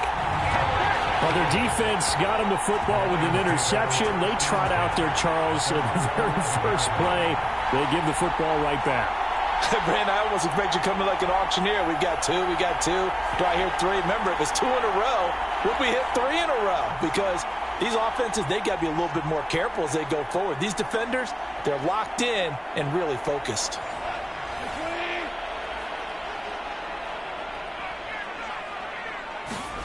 Trying to shake off the interception from the last drive. He'll look to throw, and he'll get it up a little shy of the 15. They'll spot him down at the 14-yard line. 2nd and 7. Out of the gun. Goff. Throw left side complete. That's Adams. And they work this well upfield across the 45. First down now, but the clock continues to move. And the Packers give him nowhere to go, and they bring him down. The Lions will use the first of their timeouts, as the stoppage will come with a little under a minute to go in this first half. The Goff's throw into the hands of Reynolds here. The Lions now going to use the second of their timeouts as they get the stoppage with a little over 50 seconds to go in the first half. Now on 3rd and long, they'll look to throw. Got his man complete over the middle. It's Gibbs. The Packers going to use one of their timeouts as they get the stoppage with just under 50 seconds remaining in half number 1. Jack Fox out to punt here on 4th down. This is away, but boy, headed straight for the sidelines. And the punt over the side in the air, and the spot will be inside the 35. The Packers with a football here late in this first half. And you wonder if they'll just take this 3-0 lead to the locker room. So they'll come up 1st and 10 now from the 33. Now Love. That's complete to Dobbs. Now the Packers going to go ahead and use the second of their timeouts as they stop it here with just under 40 ticks to go in this first half. Now a 2nd and 10. Love now. A short throw to Musgrave. And they get him down, but not before he takes it across the 40-yard line. Now the Packers going to burn their 3rd and final timeout as the clock will stop with 18 seconds to go in the first half.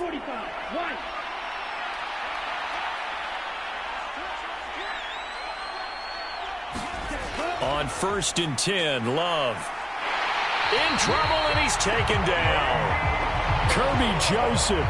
Credit him with a sack as he buries him for a loss of 10.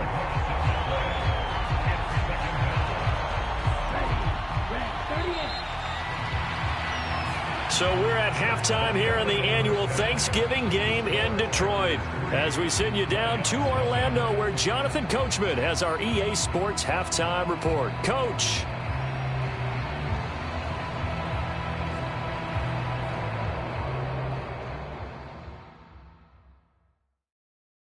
All right, Brandon, thanks so much. We'll get back to you and Charles in Detroit in just a moment.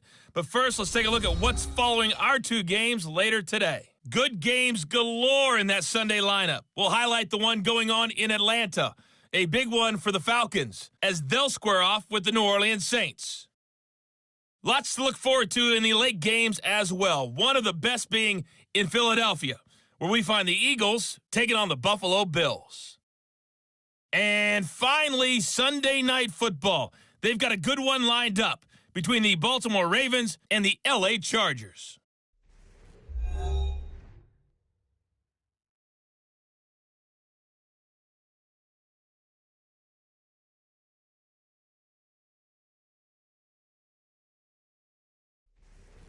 Okay, Coach, yeah, adjustments likely going to play a big role in this third quarter in what's been a tight contest so far.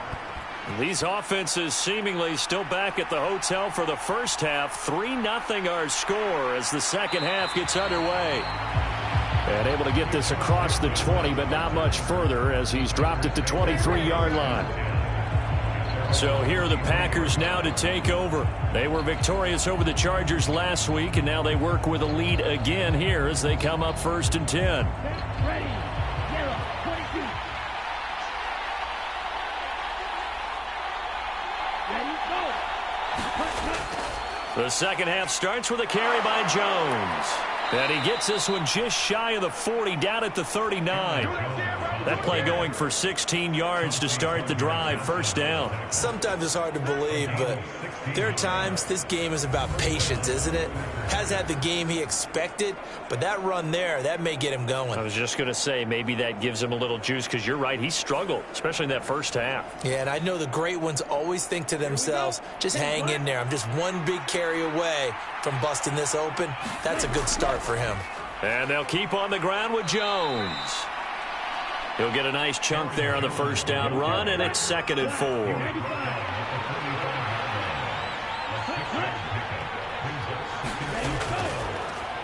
They'll run straight ahead with Wilson. And he'll be brought down just shy of midfield at the 49-yard line.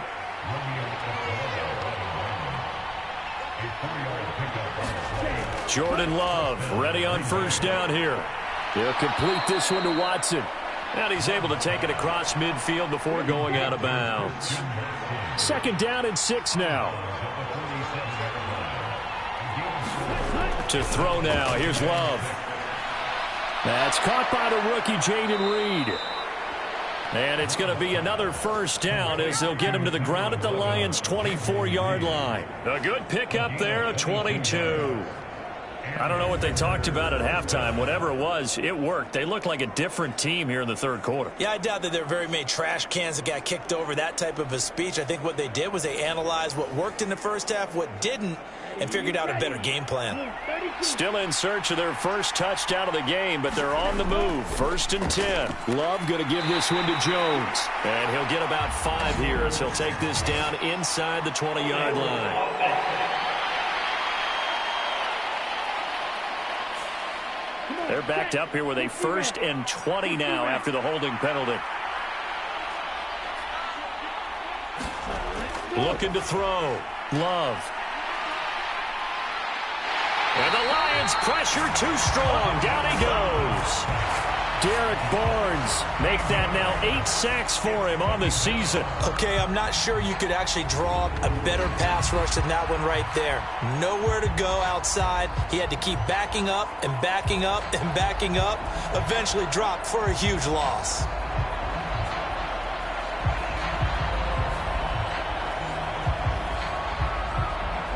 Now this one from about 2 counties over after the sack. They come up on a 2nd and very long.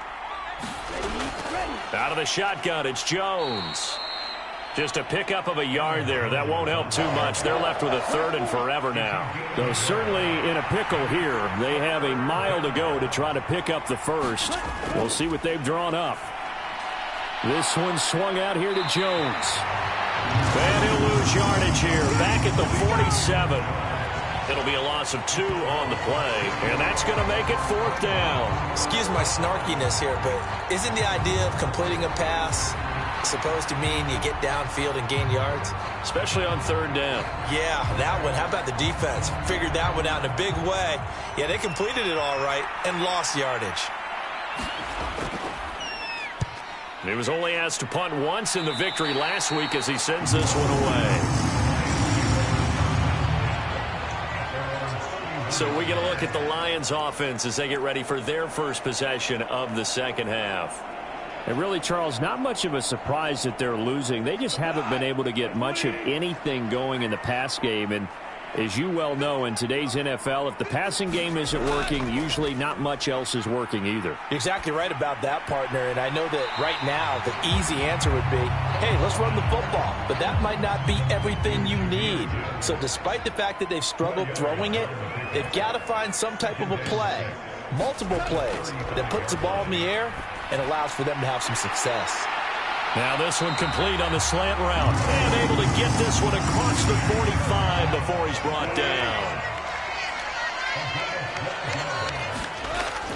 On 1st and 10, here's Gibbs. And this will be taken across midfield and into Green Bay territory. We're on to the 4th here on Thanksgiving Day. We'll return with more after this. This is the NFL, and it's on EA Sports. 2nd and 4.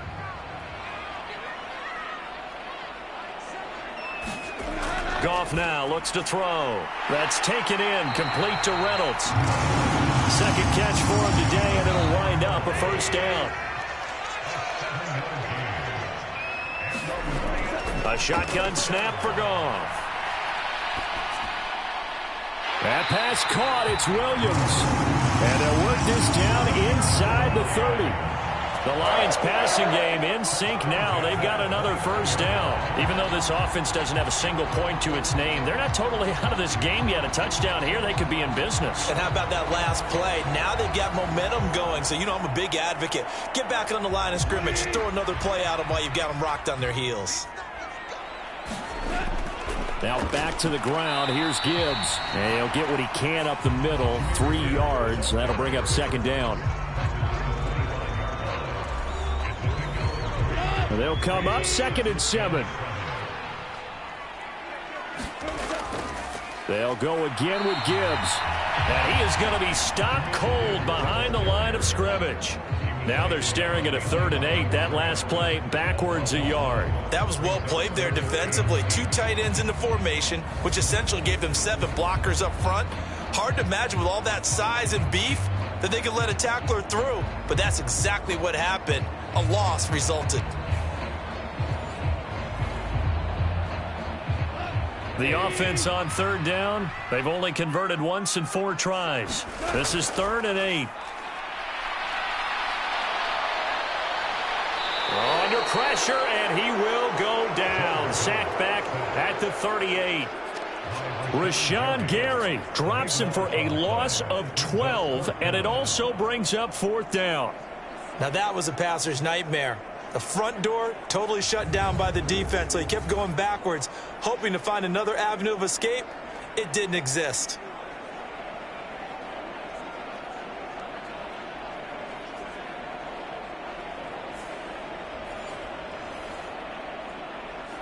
So now one of the biggest kicks of the night is forthcoming. This officially a 55-yard attempt.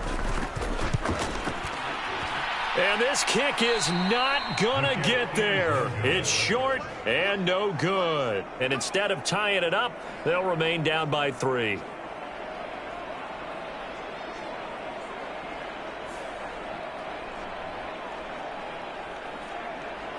The Packers offense now heading back out onto the field.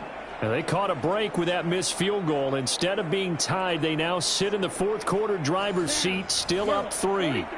About set to get this drive started. The Green Bay offense at the line. First down, going to the air with Love. Throw right side, hauled in by Dobbs. And he gets us to the other side of midfield across the 45 before going out. On 1st and 10, Love completes it again to Dobbs. And they're able to get this one past the 30 to the 25-yard line. He's been a one-man wrecking crew these last couple of plays. This time 18 more and a first down. And these guys certainly are not hiding what their intention is. They're absolutely showing it. They're definitely not going to sit on this lead here in the 4th quarter.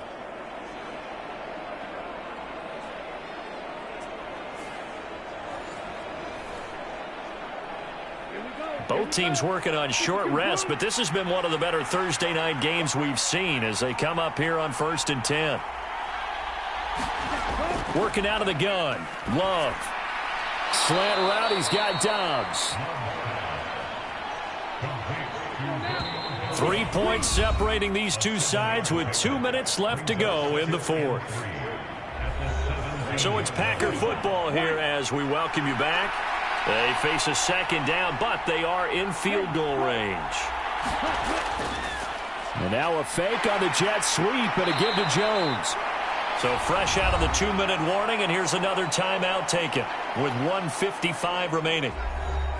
Now, this is a big third down, and you'd have to think we'd see a timeout right away if they can't stop him here. They'll run again. A strong running. And he picks up the first as he's able to take it down to the 7-yard line. The Lions now going to use the second of their timeouts, and they'll be disappointed to have to burn one there after giving up the first down. Going for the knockout punch. They'll try and run. And he will get this into the end zone. Touchdown, Green Bay. Aaron Jones with his 6th rushing touchdown on the year. And the Packers are able to build on to their fourth-quarter lead. Sometimes you get a first and goal and you're back near the 7, 8, 9-yard line, and you start thinking, maybe we'll run it here on first down to get half of what we need, so maybe we can have 2 or 3 shots at going for it from closer range. So this is a bonus right here. What a great run to work his way into the end zone.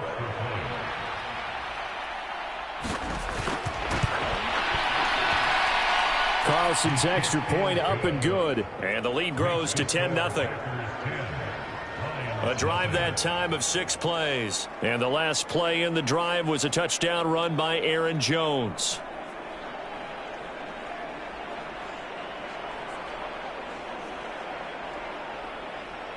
Carlson back out there now to send this one away. Here's Khalif Raymond to return. Khalif Raymond now. And he won't quite make it to the 25.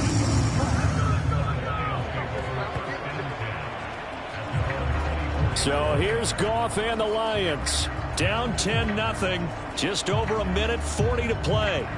They've yet to score all game long, but now they need to do so twice in short order to have a shot. Goff now to throw. And that will be incomplete. Would have been a big hitter if they had connected. Instead, it's second down. Now Goff. Looking left side, and he's got a man. That's Gibbs. Here's third down and 5. Goff. Launches deep. A jump ball, and this is caught. One timeout at their disposal, but more pressing is the need for 2 scores, obviously. Here's 1st and 10. Meanwhile, Goff's throw taken in by Adams. And he is out of bounds inside the 30. Here's 2nd down. Now it's Goff. Oh, no, he lost the football. And the Packers pick it up. And he'll return it to the 24-yard line. As they say, this game hasn't exactly been one for the books. I mean, we're into the 4th quarter here, and now this happens, another turnover.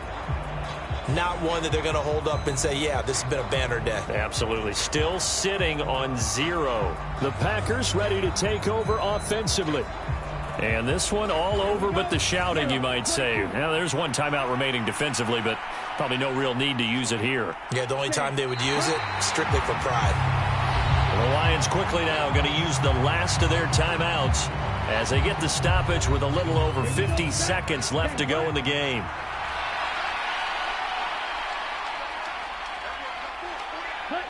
And they take a knee.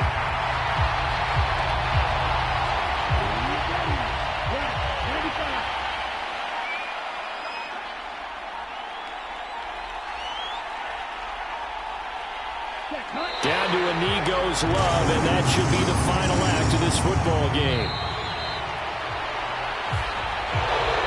Certainly not the highest of scoring games, Charles. Their offense did some okay things. Not a lot of points on the board, but enough for the win with how their defense was playing in this one. Yeah, they certainly brought their A game, didn't they? They weren't fooled by anything that was presented to them from start to finish. That defense, they might as well have told their offense, guys, just kick a field goal. We've got it today.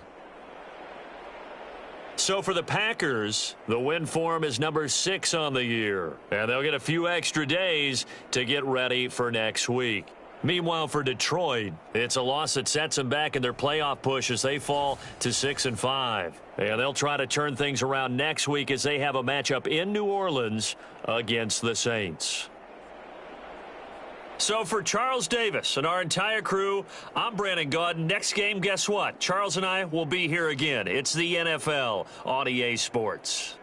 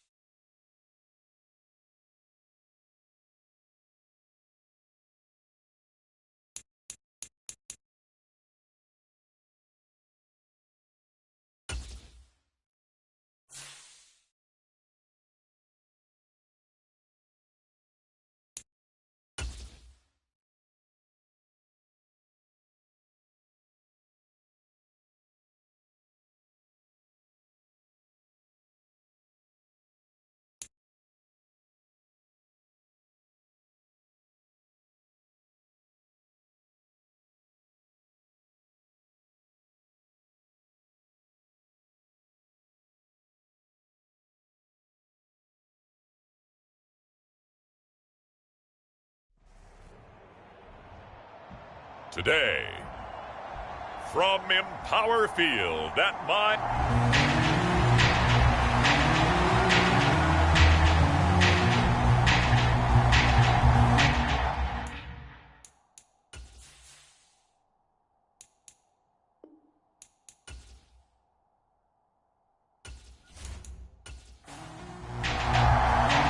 The final playoff push is upon us. It's Week 12 of the NFL season, and we're underway on EA Sports. And as we see so frequently here in Colorado, that one over the end line, so it'll come out to the 25. So here come the Browns for their first drive on offense. Leading them out, a 2-year starter at Ohio State and second overall pick in the draft, C.J. Stroud. He had the numbers of a game last week that if you win, you talk about him being a gritty guy, managing the game, getting it done. But they lost. So obviously 2 interceptions, 1 touchdown pass, that's not going to be good enough. Got to get that changed around. And this will leave him a yard short. Nice pickup of 9 yards on first down. This defense for the Broncos, they were very good a week ago in that win over Minnesota. And they needed to be because the game was a game we don't see very often anymore. Low scoring, slugging it out in the trenches. One play can make the difference type of a game, and each play took on more importance, and they got it done. First carry now for Kareem Hunt. 7 yards there and a first down.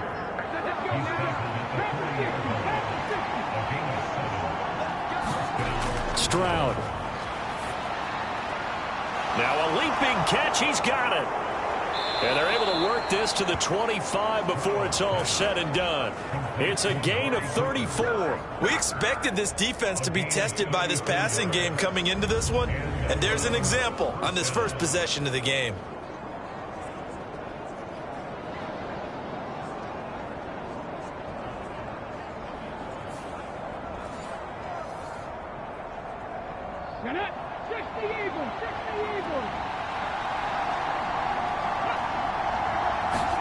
On first down, here's Stroud. Over the middle, complete. That's Hunt. And down inside the 15 he goes. Here's a 1st and 10 at the 14-yard line. Stroud to throw it. Complete. Hunter Henry with a grab. So 5 yards here, 5 on the play. And it'll be second down. Hunt will try going up the middle. And he'll get about 4 there as he takes it from the 10 down to the 6.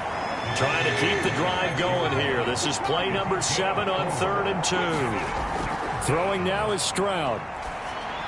Back in the end zone. Could he get his feet down? No, it's incomplete.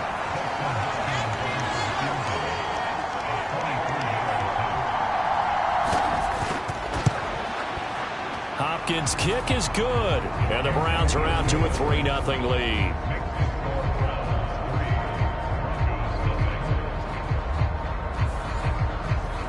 Well, that was a long, sustained opening drive, but in the end, only able to get 3, the field goal out of it.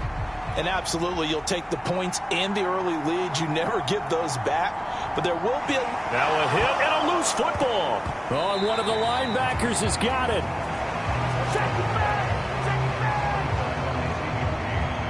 So a teammate picking him up there, that was nearly disaster. And the way that you coach these things, you want to make sure you have eyes towards the return guy because you want to make sure that the catch is secured. A lot of teams do that. They have at least one guy. Okay, you're responsible for making sure he secures the catch.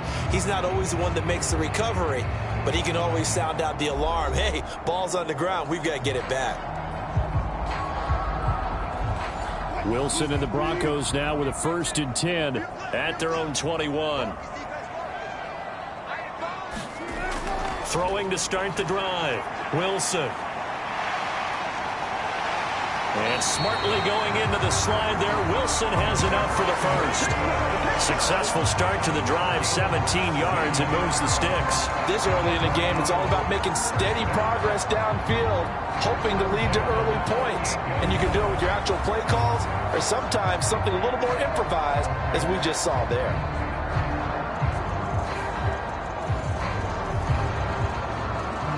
From all the way up at the 38 now after a good start to the drive.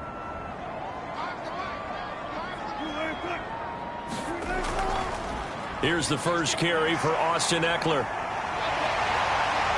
And good vision there as he's across midfield and down to the 45-yard line. And they get 17 more on that one and another first down.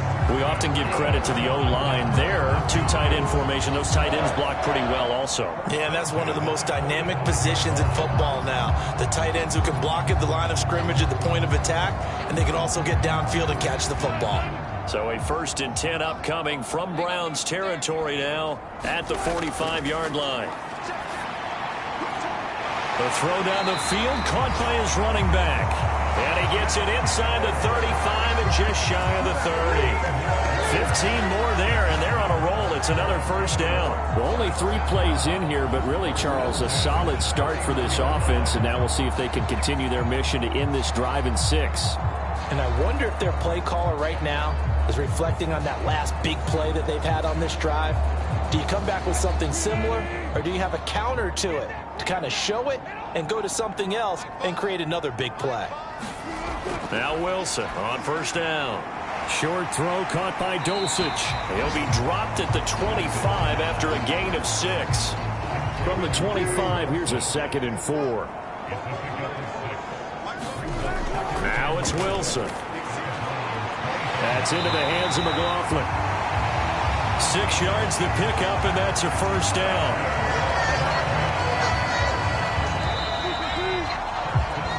3-0 after 1 on EA Sports. Second quarter about to begin from Denver. It's the Broncos in possession of the football. So here's a 1st and 10 now down inside the 20. Now it's Wilson. A quick slant to Hill. And the Broncos are going to have a 1st and goal as he'll be taken down at the 7-yard line.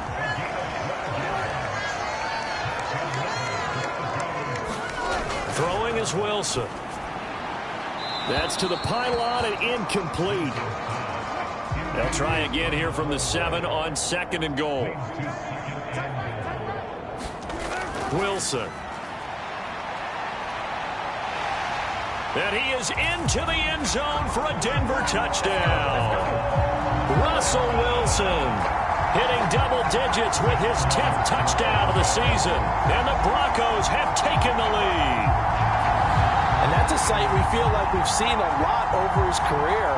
But remember, for Russell Wilson, 3 in his first year as a Bronco last year and only 15 in the last 8 years. But he still knows how to use those wheels when necessary, and he takes care of business right there. Lutz with the extra point, and that makes it a 7-3 lead. So an 8-play drive covering 80 yards. And it was Russell Wilson finishing things off with a touchdown run. After the touchdown, Lutz to kick it off.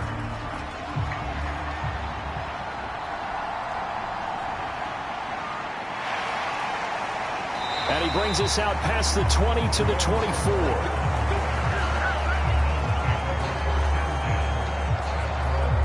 Second drive coming up here for Cleveland as they return to the field on offense. And, Charles, if the season ended today, and it's not going to, we still have December left. More football. We're only in November. But they would be a wild card team, and that's great. They'd be in the playoffs, but you know they're trying to bump up to be one of those division leaders. That guarantees you at least one home game in the playoffs, and that's what you're really seeking. But there also isn't much margin for error for this team, right? Because right where they're sitting, a 2-game losing streak could have them out of the playoffs, so they've got to make sure they continue to keep the momentum going. Absolutely. There's some sharks smelling blood in the water behind them. Certainly no settling into the drive there. They came right out on the first play and attacked the middle of the field for a big gainer and a first down. So quickly all the way up at the 40-yard line.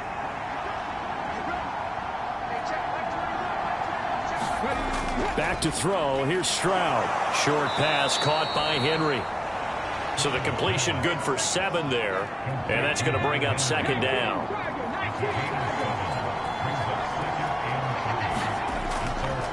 Handoff up the middle. Hunt. And he is met in his tracks behind the line of scrimmage. It'll be a loss of a yard, and that's going to lead to a 3rd and 4 coming up. And this really is a good defense because what they've done is focus on stopping the running game and being physical against it. And the numbers, they really bear that out. They're currently 5th in the National Football League in rushing defense.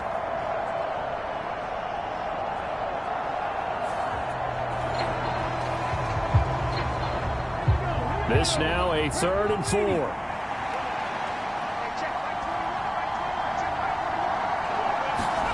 Here's Stroud. Now throw right side here, going to be incomplete. On 4th down on is Corey Bojorquez to punt. Back deep is Tyreek Hill. And he gets it away. A directional kick going toward the sideline. And no return here. Where will they spot it? They say just outside the 20-yard line. So now the second drive offensively coming up for the Denver Broncos. And they came into play here off 2 straight victories. They're back to 500 on the year. But, Charles, is this little mini run coming too late to salvage their season? Well, they definitely dug themselves a hole, and it leaves them needing to play almost perfect football from here on out. But I do believe they think that they've got this thing turned around, and they are capable of doing exactly that. An excellent way to start the drive there, 18 yards. But certainly as a fan, you get a little bit nervous when you see him make those kind of throws. But they work on that in practice more than we know. And most of them now know their limits and know what they can get away with. And there's a completion right there.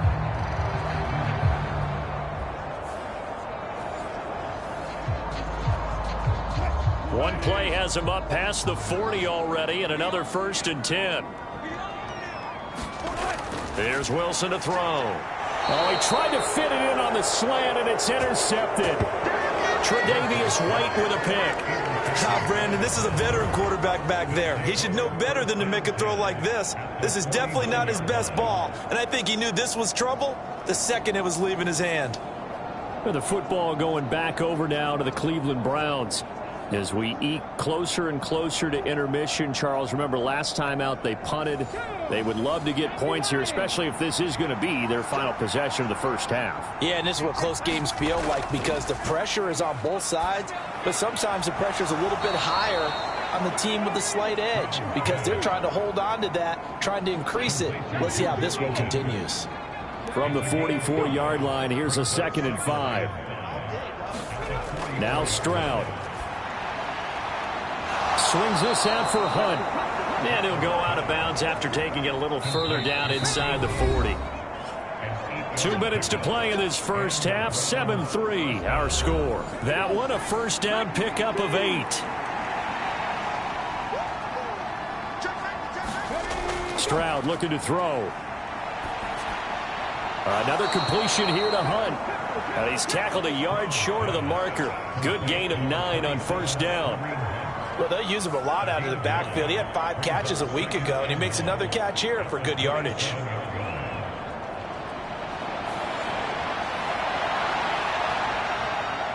Second down and a yard. And Stroud now to throw. A quick throw there is incomplete. They tried to throw on 2nd down, unsuccessful. Now it's 3rd and 1. They'll stick with the passing game as he looks to throw. He's going to get that to his running back out of the backfield. And they are able to stop him, but he does take it all the way to the 2. So much for the run on 3rd and 1. Instead, it's a big chunk in the pass game. 1st down. A field goal helps, but a touchdown gets you the lead. That had to be the message transmitted in the huddle. And they delivered there as that throw is going to keep the drive alive. And even better than that, set them up with a 1st and goal. So it's 1st and goal and a great opportunity to get that lead back before the break. Ford is going backwards as he'll be tackled back at the 4-yard line. A loss of 2 there, 2nd down. The short field shrinks even more with the type of bodies they brought in on that play. Those extra tight ends, they weren't able to secure their blocks, and that one ended up going backwards. Now the Browns will use the first of their 3 timeouts as they'll stop it with just over a minute to go before halftime. From back at the 4, here's 2nd and goal. to throw. Stroud. Feeling the pressure here and taken down. A sack back at the 7. Now the Browns signal for the second of their timeouts, as the stoppage will come with a little under a minute to go in this first half.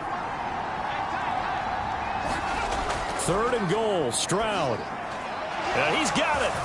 Touchdown, Browns. Kareem Hunt, a 7-yard touchdown grab. And the Browns will take the lead here in the final minute of the first half. But with that touchdown pass, I'm going to bring up a point from earlier in the year. Some of the fans were saying, when do we turn to the rookie? Well, he's looking pretty good right now. Yeah, I love the fact that the fans are bringing that up because I'm not the head coach, okay? So he's got to deal with it. But I think it's a legitimate question. With the way their season is going, I think now is the time to turn the page and let him get some starts before this season is over. Extra point good by Hopkins. And the lead is now 10-7. Out is the kickoff unit as they run up and send this one away. From his end zone, Marvin Mims. And he'll be stopped right around where he would have been had he gone down to a knee, maybe a yard shy of there at the 24. The Broncos going to go on offense now late in this first half. A slim deficit here in a one-possession game. Not much time left, obviously. We'll see if they can march this down the field, at least get 3 and take some momentum into the locker room. They go back to the air here after the INT on the last drive. And he's going to get a solid gain of 9 before being brought down. 2nd and right at a yard. Now the Broncos are going to call the first of their timeouts, as the clock will stop with 45 seconds to go in the first half.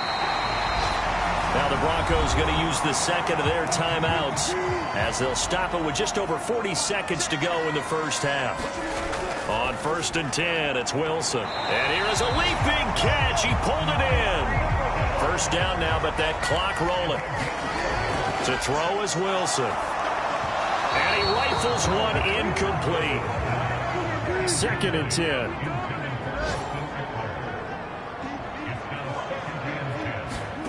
Now Wilson. He dumps it to Eckler underneath. Now the Broncos will use their 3rd and final timeout. And with halftime on the horizon, they'll be out of timeouts from here forward. From midfield now, here's Wilson. It's complete to Diggs. And oh, he coughed it up. And this is picked up by the Browns. And the return out shy of midfield to the 46-yard line. A lot of talk this week about ball security. In fact, they added an extra period in practice to be more secure with the ball. It didn't work out there. Well, sometimes you just get overexcited during the game. You may all of a sudden make your catch, see some open field, and decide you're going for it, and not realizing that danger lurks. And now before the ball changes hands, they're going to take a look at this just to make sure that they have it right. Now the question, was the knee in fact down before this ball comes loose? And is the video convincing enough to overturn it? A lot of factors here. Remember, you also need clear possession of the football afterwards. This is a tough one to overturn.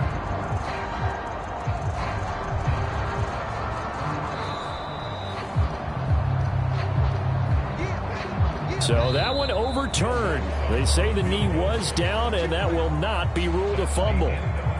So we come upon halftime, and it's the visiting Browns with the lead. As we send you on out to our studios in Orlando, here's Jonathan Coachman at our EA Sports Halftime Report. Okay, Brandon, bye weeks, they're over. We've once again got a full slate of games to get to as we take you around the NFL here in Week 12.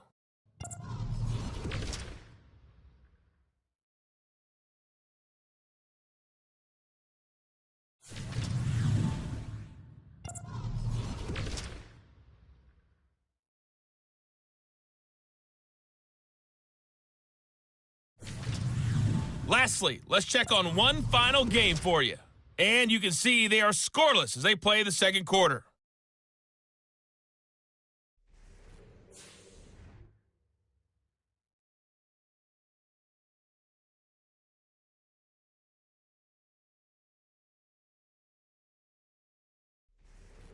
All right, Coach, thanks. Yeah, both teams likely to make some changes in what's been a closely fought battle to this point. A good, tight football game thus far. 10-7 the score as we resume action on EA Sports. And not willing to risk another fumble, he'll sit on this one. It's a touchback. The Broncos offense set to begin this third quarter. Charles, it'll be interesting to see what adjustments this offense made in the locker room. Haven't really been able to get anything going offensively, virtually nothing in the ground attack either. So certainly something has to change here in quarter three. And I'm pretty sure their friends from the defensive side of the ball told them exactly that, because those guys, the stop troops, they've been playing pretty well. They've kept them around in this game. Now they got some time. The running game struggled in the first half. Opposition knows how to focus on defending the pass here. They've got to re-energize that ground game and maybe open things up for a comeback here in this half. And he'll be brought down shy of the 40 at the 38-yard line. 9 yards to pick up there, and it's a first down.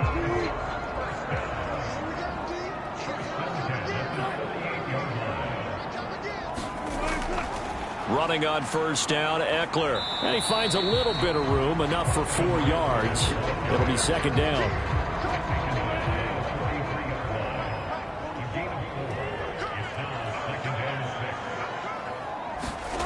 Now Wilson. A short one to the tight end, Troutman. First target, first catch, and a first down.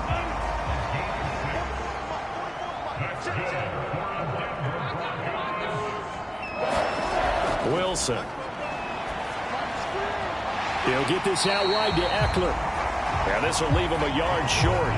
Nice pickup of 9 yards on first down.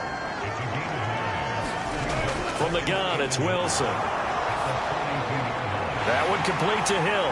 And they're going to have another first down as he's going to be tackled at the Browns' 24-yard line. 18 big yards on that one, and a Denver first. It's taken a while for this offense to get going. A little creaky at the start, but they're oiled up now. A nice throw there, and they're really putting together a good drive.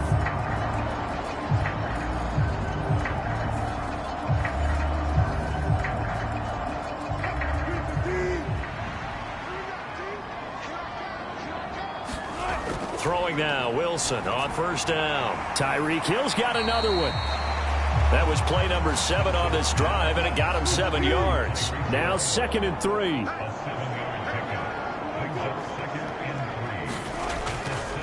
Eckler now between the tackles, and he'll get about 3 as he's taken down at the 14-yard line. So 3rd and inches, and this will be the 9th play of the drive.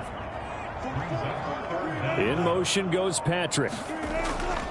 Here's a fake on the jet sweep, and instead a give up the middle. And he picks up the first as he's able to take it down to the 7-yard line. A strong 8 yards will keep this drive rolling. That's quite a spot there for his first carry of the game, but obviously they had plenty of faith in him, didn't they? No question about it. And here, why not go with the fresh legs? Able to push forward, pick up that first.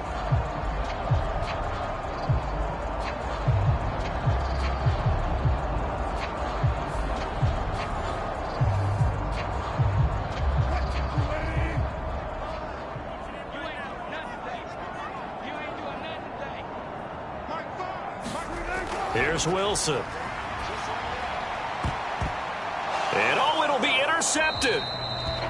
Tre'Davious White with a pick. And the Browns are going to take possession here. It's a touchback, and they'll take over at the 20-yard line. They were well aware of the scoreboard as they went into halftime, and they know how tough it's been to put up any kind of points. But if there's a positive after that play, is that they were able to take a shot at the end zone on their opening drive of this half. The negative, though, that shot at 6 ended in an interception, and we know that's not going to jumpstart this struggling offense.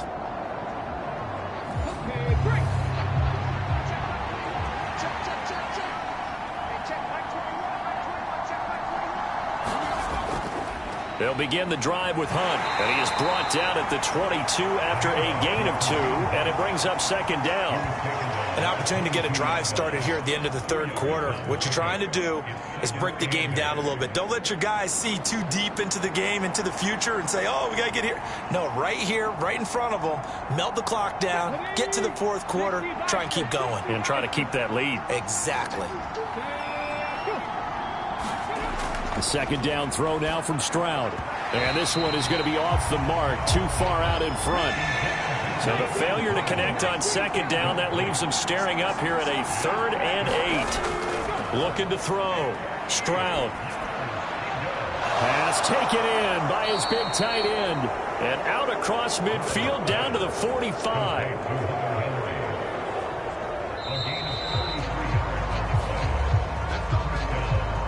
And as they come to the line, they will not be able to get off another play as time has run out on this 3rd quarter. We'll return with more after this break. You're watching the NFL on EA Sports. Stroud now on 1st and 10. That's complete. It's Collins. And he's corralled, but not before getting it inside the 35.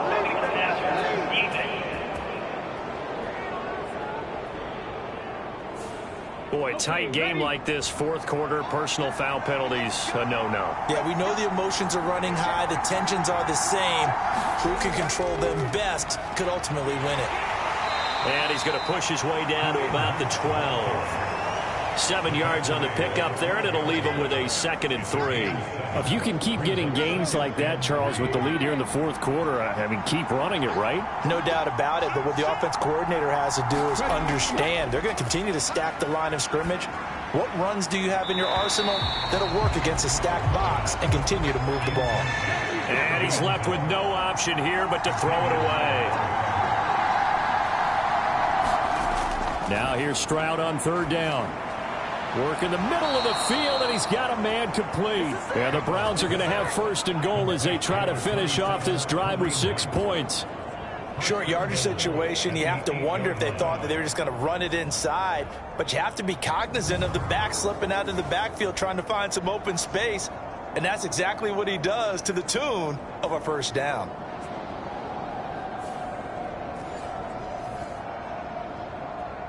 So 1st and goal, 6 points here would go a long way toward wrapping this one up. They'll run with Hunt.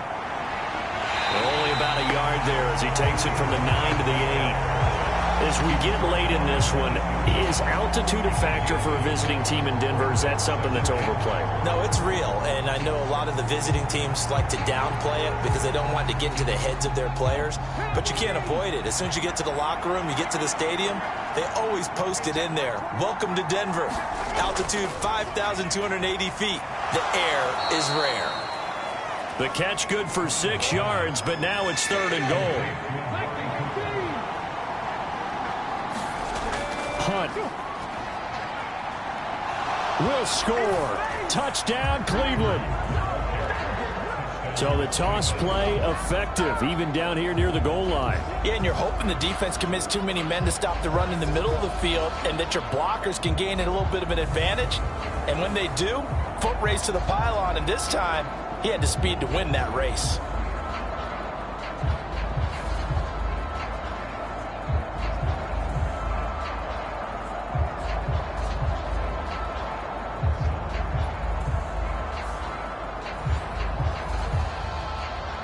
On is Hopkins now for the extra point.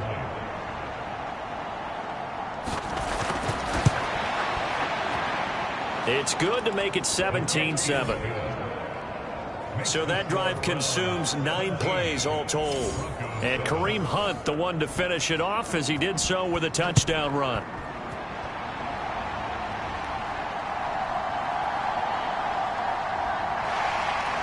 And a nice return sets him up pretty good here right at the 30-yard line.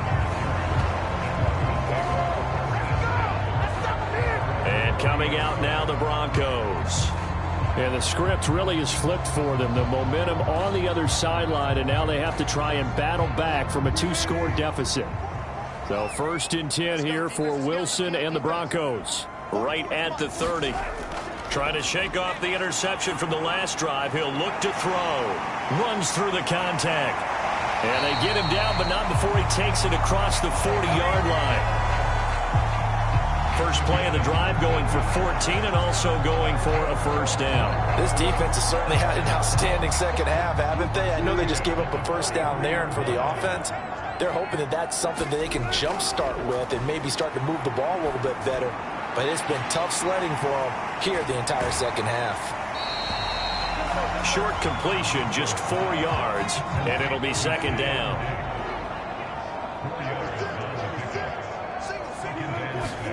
Here's Wilson.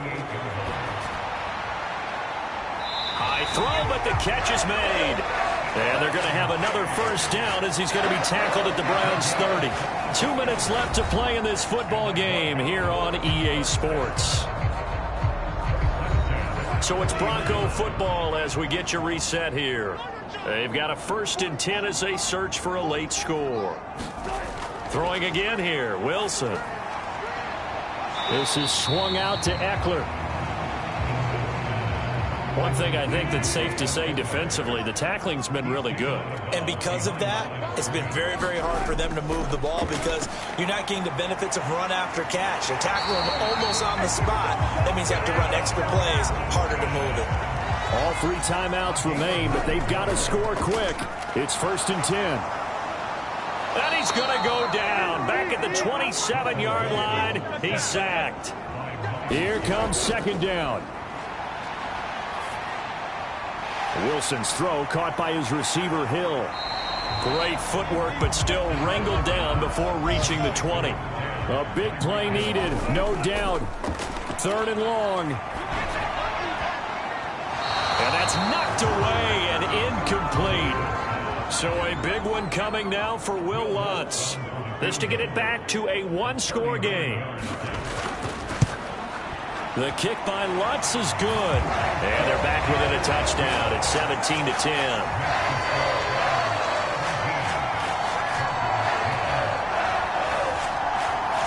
So he's been automatic to this point of the season, and he connects on the field goal there. And what a luxury it is to have a kicker you can depend upon, partner, because he hasn't missed all year long. Converts on that one as well. And kudos to you. You didn't jinx it. Well, 4th quarter, they felt like they needed the football back. Unfortunately, they couldn't get it. And I know we brought analytics into the game, and someone has said here that the data says that when a team's expecting an onside kick, 80% of the time, the team expecting it, they do actually recover the ball, which is what we saw here. I just wonder if that number is much more of a anecdotal type of a number. Kind of like when the coaches tell us, well, when you score on special teams, 93% of the time you win the game. I'm still waiting to see that number is empirical. Now a fake on the jet sweep, and they'll instead run up the middle. Now the Broncos are going to call the first of their timeouts, as they'll stop it with just over 40 seconds to go in the game. Another running situation on the doorstep as they come up 2nd and 10. He's going to get it again. Just looking to get forward and protect the ball.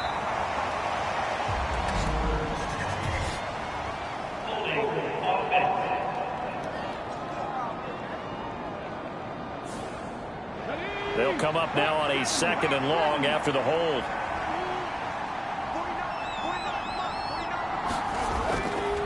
They'll run again with Hunt. And he's going to have to protect the football and take his lumps here at this stage of the game as they stop him behind the line. 3rd and 19. Here's a handoff to Hunt running left. And they will get this across midfield, but still well short of the first as he's dropped at the 46. The Browns send out their punter now as he'll kick it away for the 2nd time. And now a high kick here as he'll try to hang it up there. Fair catch called for and made right at the 25-yard line. That'll go for only 17 yards on the punt. And the Broncos take over, 1st down and 10.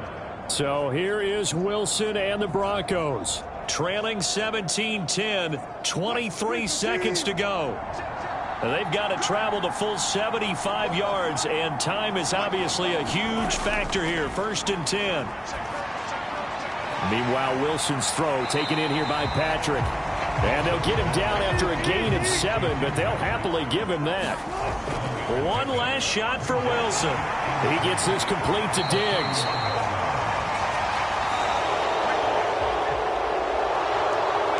A fun, close ball game comes to an end. On that last play, Charles, they were on the wrong side of midfield. They needed something near a miracle, and they couldn't get it done. Yeah, the effort That was good. Very good, in fact. They were just a little too far out to get a decent look at the end zone for that last opportunity. Couldn't get it done, but a nice game overall.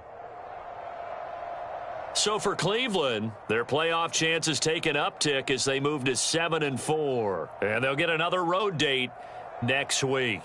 Meanwhile, for Denver, it's starting to look like it won't be their year as they drop to 5-6. And they'll look to regroup next week as they head to Houston to take on the Texans.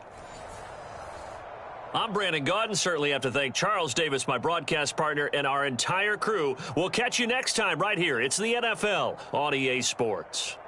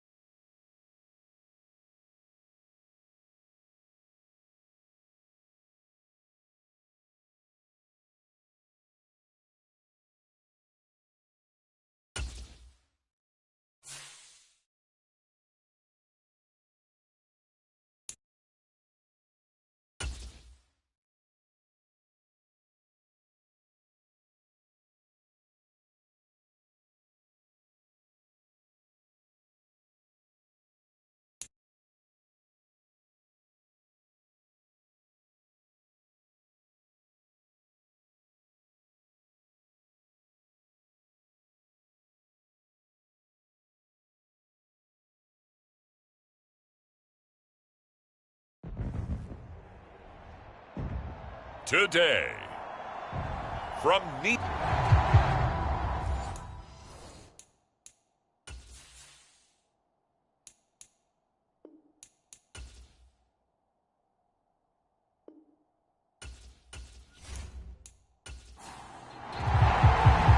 The final playoff push is upon us. It's Week 12 of the NFL season, and we're underway on EA Sports. And this will go as a touchback, and they will begin things at the 25. So a new face at quarterback for the Titans in 2023. It's the 24-year-old rookie out of Kentucky, Charles, Will Levis.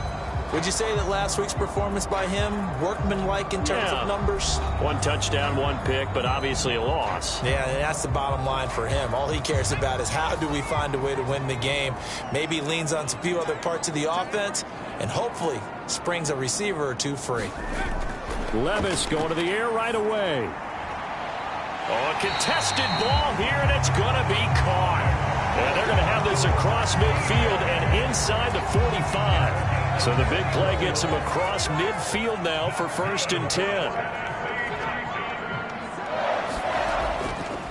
First carry now for Gus Edwards. And the second wave of tacklers is going to get him as they stop him behind the line.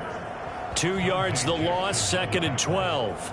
The Titans at 2-8 now on the year, and they come in the midst of a pretty bad stretch here. Losers of 5 straight. And far be it from me to go ahead and go gloom and doom, right? If they fall down 7-0, 14-0, all of a sudden the cycle starts all over again. So the best way out of this for them, they need something to happen positive early in this game. That's a great way to help break this losing skid. Now they contend with a 2nd and 12 after the loss.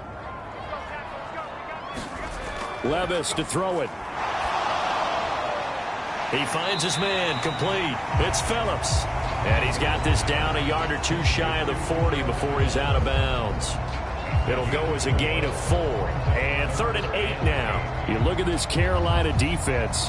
They've been pretty solid against the pass. Toward the middle of the pack, number 14 in the NFL. So prepping for this game, I kept asking myself the question, what's keeping this group from being top 10 in the league against the pass? And?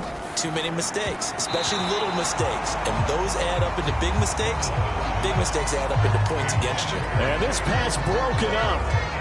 The contact well timed there. And now 4th down. Here's Ryan Stonehouse now. As the first drive of the game stalls out, he's on to punt. And this one sails out of bounds. I think it'll be inside the 25. It will. 24-yard line is where they'll spot it. So here are the Panthers set to take over for the first time. And Charles will get a look at the much-heralded rookie Bryce Young, the first overall pick from April's draft. Bryce Young, the quarterback out of Alabama with a Heisman Trophy in his hip pocket, is the new face of Carolina football. 80 touchdowns, just 12 picks in his college career for the Crimson Tide. He may be a little small in terms of size, but potential, massive. Young's throw here on target to Hurst. And he gets this one just shy of the 40. They'll mark him down at the 39. So from the 39 now, they'll come up on a 1st and 10. A give, running right, it's Hubbard. And he is met at the line of scrimmage, and he goes down right there. Here's 2nd and 10. Young now. Short throw underneath to Hurst. Only able to gain a couple there. And that's going to set up a tough 3rd and 9. They'll come to the line here needing 9 yards to pick up the first.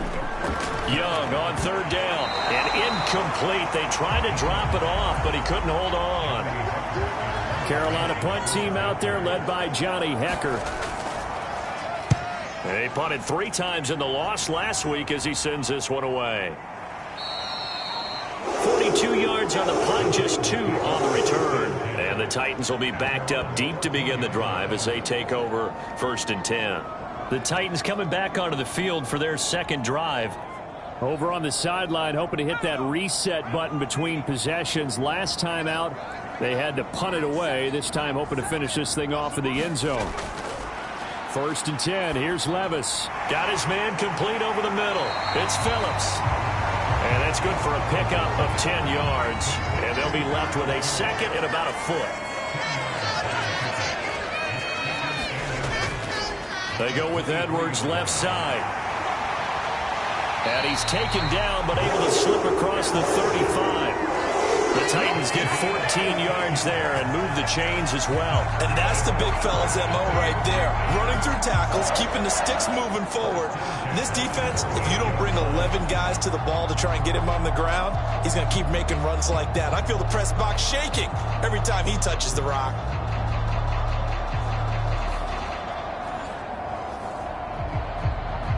Back-to-back good plays have them on the move on first down.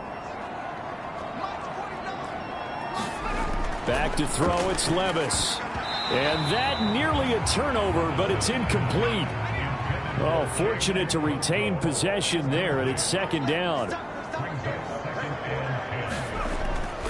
Up the middle, here's Edwards. And not much room to speak of. He'll get about 3 up to the 41. But you look at this defense. They enter this one down in the 26th position in the NFL against the run. And this group talks all the time about wanting to be better, getting stronger against the run. And to me, it all starts up front. You've got to win the line of scrimmage in order to play against the run very well. Levis on third down. The short throw taken in by Okonkwo. And he's going to come up a few yards short. Brought down at the 45. They'll give him 4 yards there, and that'll bring up fourth down. That pattern and scheme was well defensed on third down. He tried to just sprint from one side of the field to the other, and they got it to him quickly. But no chance at yards after the catch there, and they stop him short.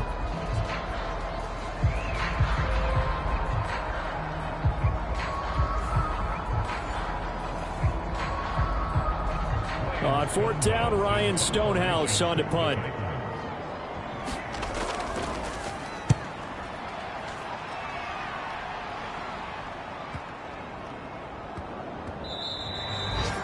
Amazing, perfectly placed. If that ball goes 1 extra yard, maybe not even an extra yard, the starting point is the 20. So there is a reason that a lot of punters are also excellent golfers. They know distance control. You know what else they have?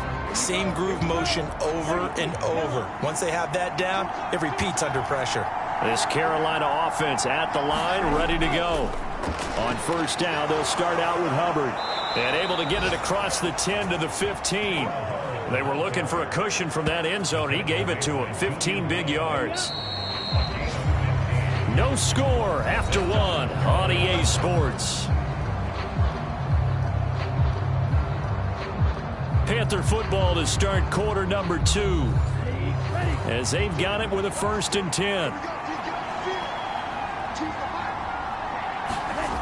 Throwing, Young. He'll fight his man, Laviska Shenault. And he's taken down, but not before he gets this across the 25-yard line. And they'll run on first down with Hubbard.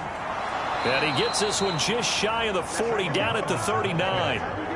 11 more on that one, and another first down. Would you say this offense is locked in right now? They're having no trouble on this drive. What is it, 3 plays, 3 first downs? Yeah, you talk about on the march. They keep this up, they'll get to that end zone real fast.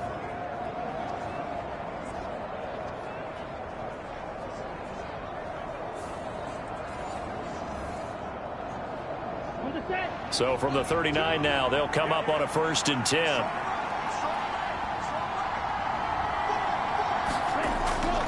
And they'll go again here with Hubbard. And he'll be brought down just shy of midfield at the 49-yard line. Options galore here, 2nd and a few inches. Now here's Young. He's got his big tight end. That's Hurst. And he's going to have another first down as the tackle's made at the Titans' 39.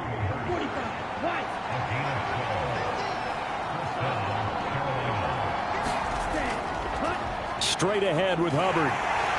And he works his way forward to pick up 4 yards there. 2nd down.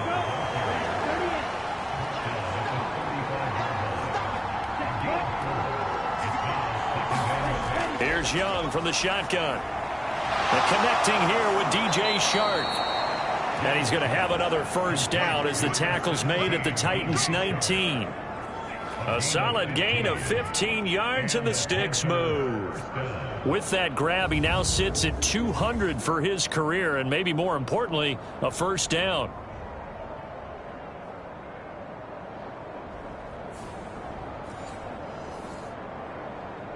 Here we go. Set.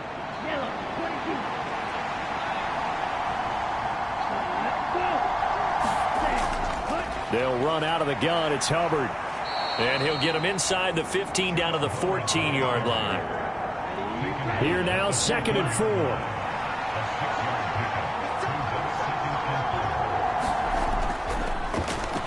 Up the middle they go with Sanders.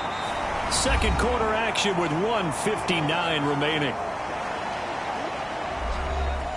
Here's 3rd and a few inches. Young to throw it. Able to find the open man. That's complete. And it looks like he'll be just a yard shy of the 5 here as he's out at the 6.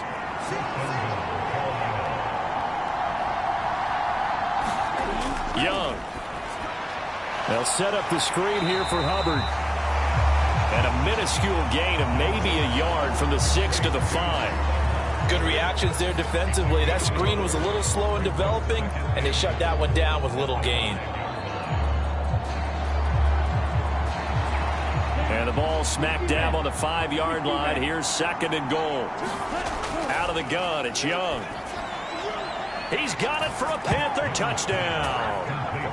Hayden Hurst, his 4th touchdown on the year. And the Panthers go coast to coast and finish the drive off with 6 points.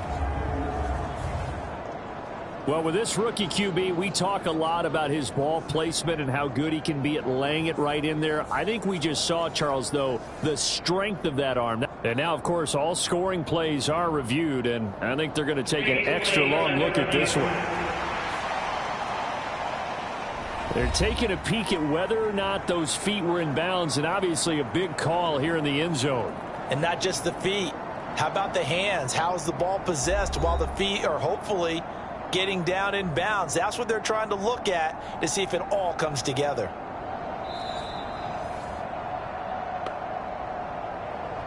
So they called it a touchdown originally, and this will stay a touchdown after the video review, so they had it right. Piñeiro's extra point up and good. And it's now a 7-0 game. So that drive, 12 plays in length. And Carolina scores to cap it off. The Carolina kick team is out there ready to go, and they kick this one away. This taken in right around the goal line. And he returns this to the 22.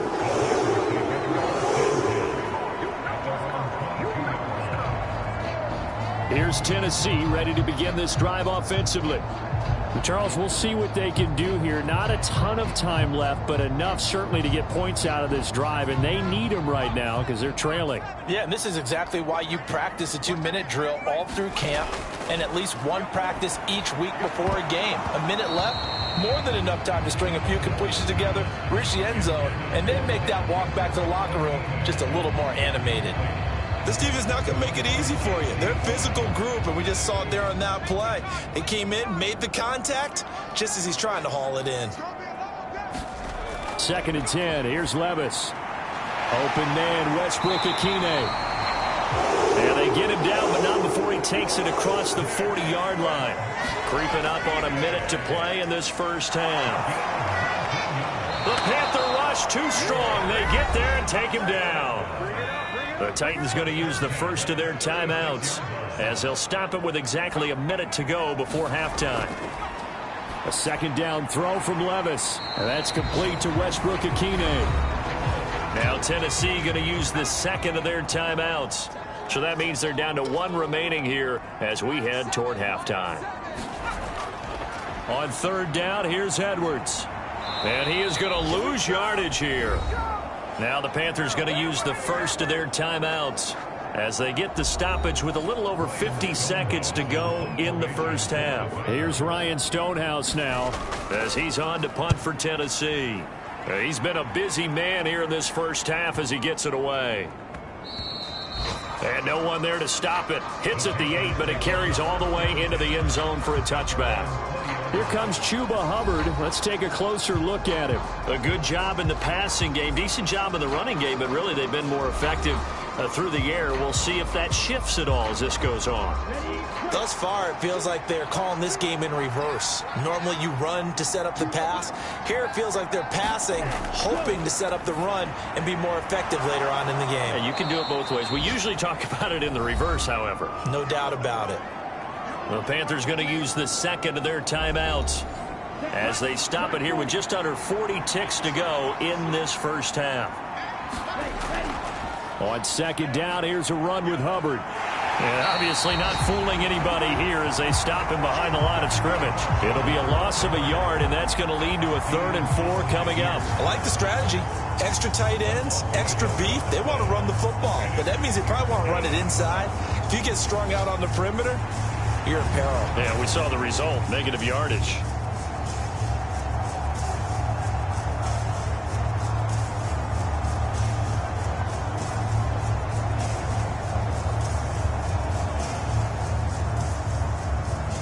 Third and 4.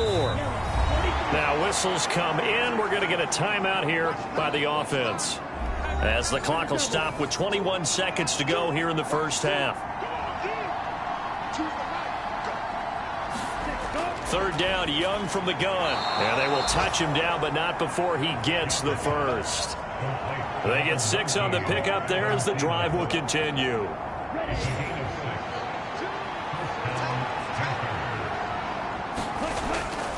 A give up the middle, Hubbard. And he's going to be taken down here as that will lead us to the end of the first half of play. So we have reached halftime with a touchdown. That's the difference on the scoreboard. As we'll send you down to Orlando, and we check in with Jonathan Coachman for our EA Sports Halftime Report. They're over. We've once again got a full slate of games to get to as we take you around the NFL here in Week 12.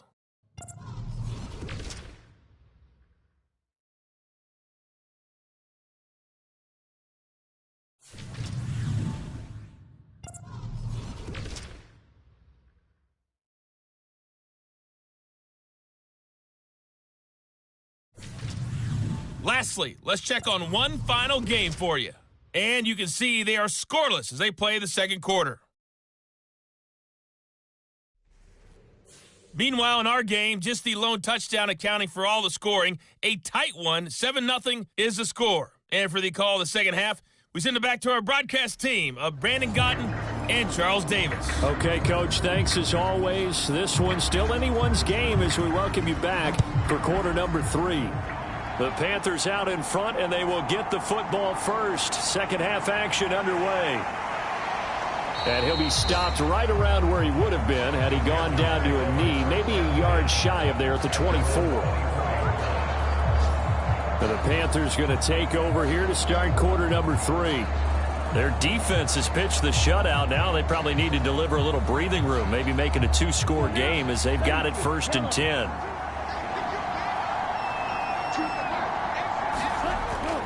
Third quarter starts with a run by Hubbard. And the reinforcements come in as they're going to stop him behind the line. Officially, it's a 1-yard loss. That's going to bring up 2nd and 11. And that's what this defense is going to need to do more in the second half. Good pressure that time, forces some indecision in the backfield. He's going to wind up being taken down for a nice loss.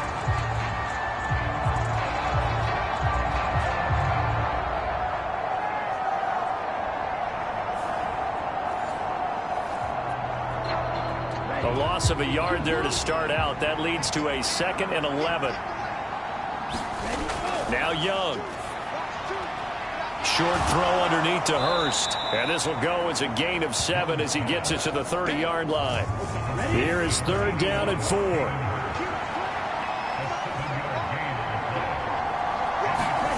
From the shotgun, it's Young. Oh, he tried to fit it in on the slant, and it's intercepted. Picked up by Sean Murphy Bunting. And he will take this one home. It's a touchdown. An excellent play there, CD, on the pick six. And I think were they a nickel? Did they have an extra DB out there? Yeah, Brandon, I think they were in standard nickel, not the Buffalo, as teams like to call it, meaning 3 safeties for big nickel. They just wanted to take away the quarterback's throwing lanes, and that's exactly what they did, and came through with a big-time pick six. Nick Folk for the point after.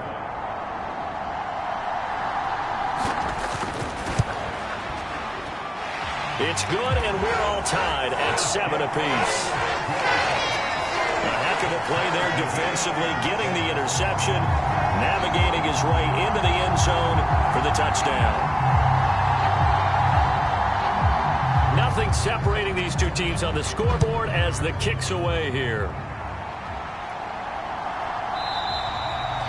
And they'll put up the stop sign there as his guys will get it at the 25.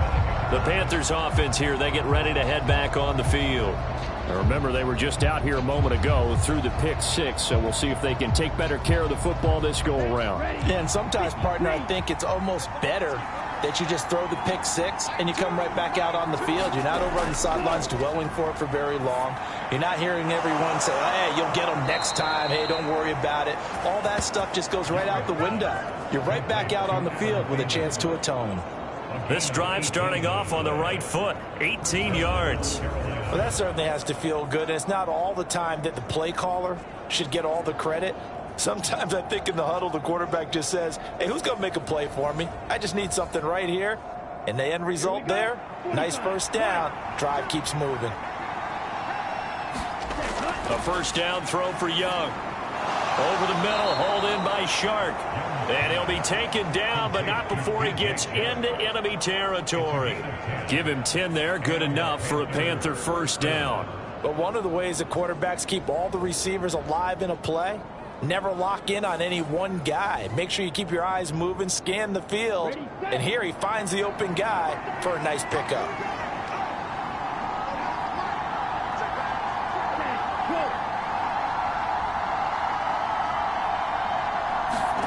Young on first down. Throw left side complete. That's Hubbard. And he is tackled inside the 40, not quite to the 35. So from the 36 now, 1st and 10.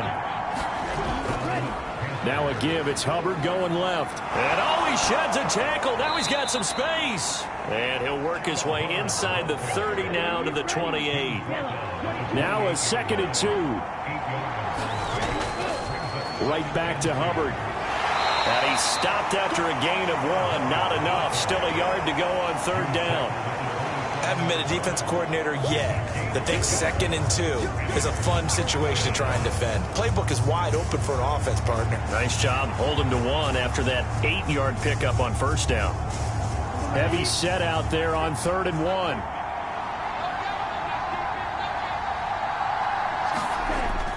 They'll try and run for it with Sanders.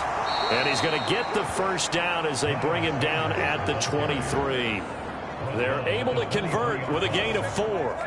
It wasn't a goal line situation, but how about the goal line formation on 3rd and short? They went in and went heavy. No surprise on who was going to get the football. How about the power exhibited there? Yeah, that was just put a hat on a hat, drive forward. Nice job to pick it up.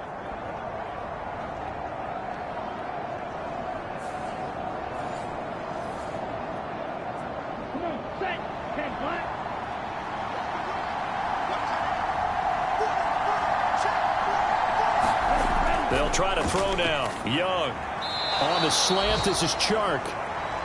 That will go as a pickup of 7 on the 7th play of the drive. Here's 2nd and 3.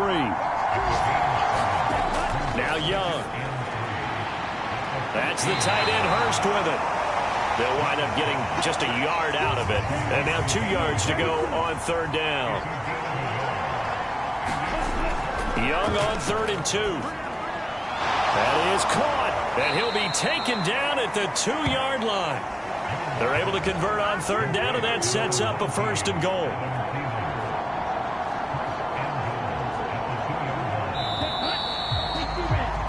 And they're not going to get to the line to run another play. So we will switch ends as the 3rd quarter has come to a close. You're watching the NFL on EA Sports. A field goal could get them the lead, but it might not be enough here as they come up on 1st and goal. To throw, Young. Escaping the pressure right. Under pressure now, and he's going to go down just inside the 5-yard line. That's Azeez Al-Shaair getting through for the sack that time.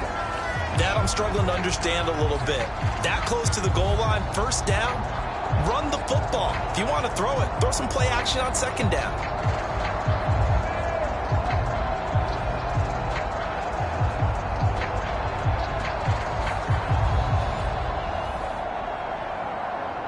From back at the 4, here's 2nd and goal.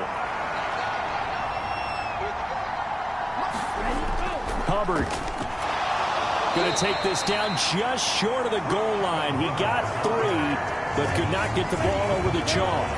A lot of tired bodies on that field, but this is a big play, 3rd and goal.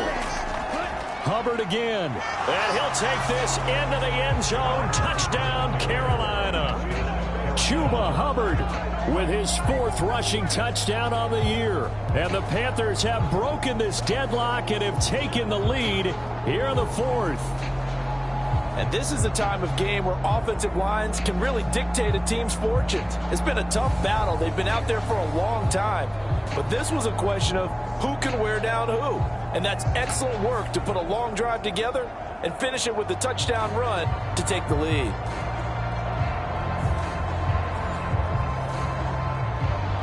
Pinheiro now to add the extra point.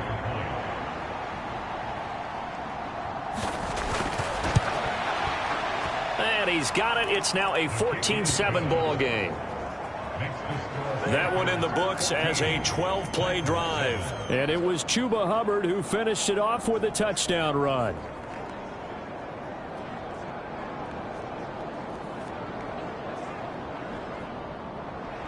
The kickoff unit is out on the field, and they will send this one away. From a couple yards deep, he'll bring it out of the end zone. And he's up past the 20 to the 22-yard line.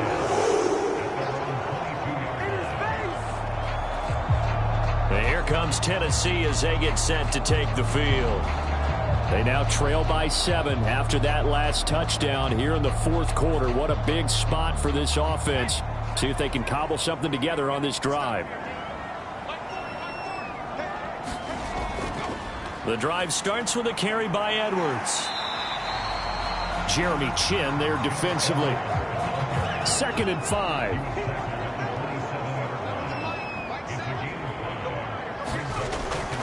They run once more with Edwards. He takes this for 3 to the 29.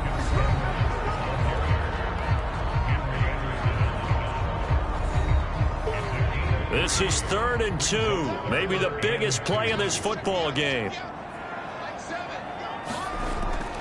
They'll try and run for the first with Edwards. And he's able to get out to the 32. Brought down there. A 3-yard gain and enough for the first down.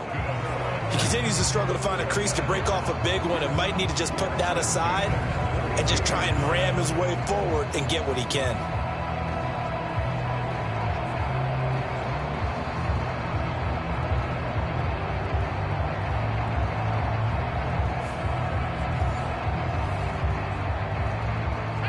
From the 32 now, here's 1st and 10. So after some runs, now they'll throw with Levis. That one's taken in by Spears. A gain of 3 last play. This time they double it and pick up 6. This 2nd and 4. Levis. He finds his man complete. That's Phillips.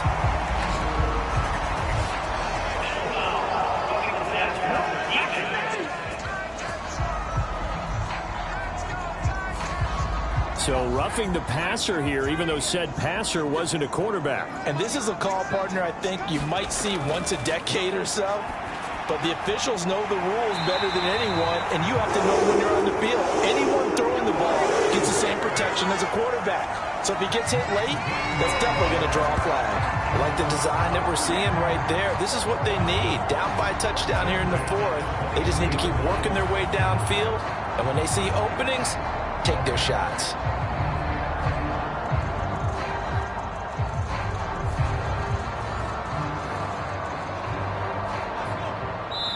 fourth quarter, down to the final 2 minutes, and we've got a one-score game. So the Titans in possession of the football here as we get you reset. They come up on a 1st and 10, desperately needing a score here on what could be their final drive.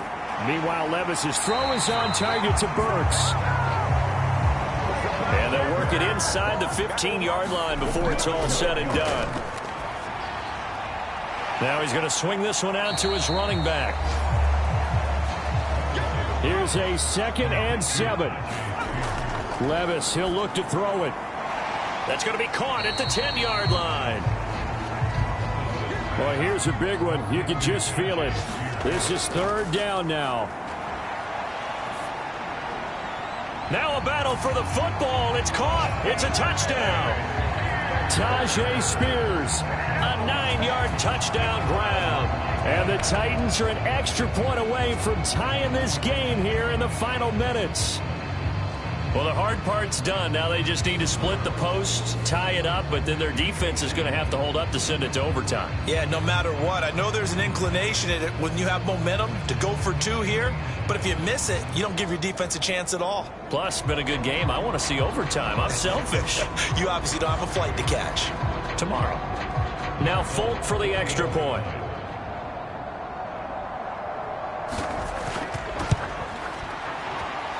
And no sweat. He puts it through, and we are tied here in the 4th.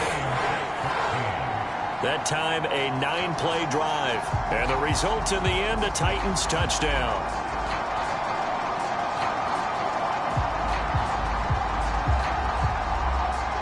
Now this one setting up for a great finish. All tied in the 4th as the kick's away. Taking it about the 1. And he takes this near the 25. Just a little pass there. Call it the 26. Here come the Panthers now, set to take over on offense. Well, partner, here it is. They've got the chance to win the game. You'd have to think they need to get it near the opposite 40 to have a chance to kick a game-winning field goal. We'll see what they can do. And you're right about that, because if we look at it in macro, that's what it looks like. But I think in micro, the head coach has already asked the special teams coach, what is he feeling? What does he think? Where does he want the football? What's the yard line we have to get? And he's already relayed that to his quarterback and his offense. They know what the goal is. Now the key, can they get there? Just over 50 seconds remain. Here's 2nd and 10. Young to throw. Complete to Chenault. And they nearly get this all the way to midfield. Mark him down at the 49. Now the Panthers going to use the first of their timeouts, as they'll stop him with a little over 30 ticks to go in the football game. 2 timeouts still available in this final minute. It's 1st and 10 now. That throw by Young incomplete. They'll try again here. 2nd and 10. Here's Young. Over the middle, complete. It's Hubbard. The Panthers going to use the second of their timeouts, as they'll stop the clock with 24 seconds to go in the game. Here's 1st down.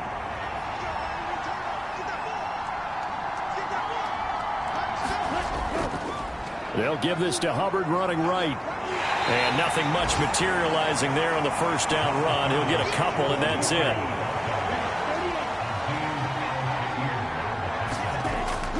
Second down, another chance for Hubbard. And he's going to get it down to the 33-yard line here.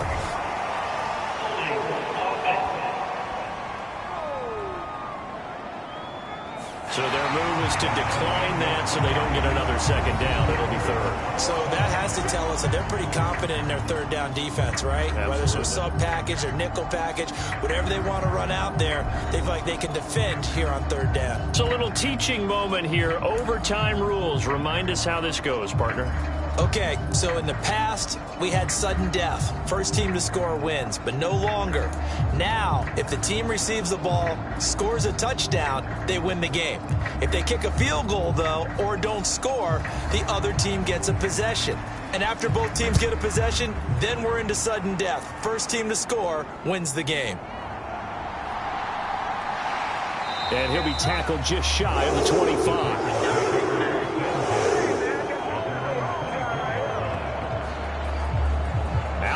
the Titans now. And everyone knows the OT rules, Charles, but pretty simple formula. They go down and get a field goal, we continue play, but if they can find the end zone on this possession, ball game over. And as meticulously as all teams plan for a game, I don't doubt for a second on that offense coordinator's play sheet, he's got some overtime plays that he wants to run. I know it sounds crazy, but they plan for everything. 1st and 10 all the way throughout the game, 2nd and 7, whatever. Right now, he's looking at that play sheet saying, if we get to overtime, what can we break out that they haven't seen?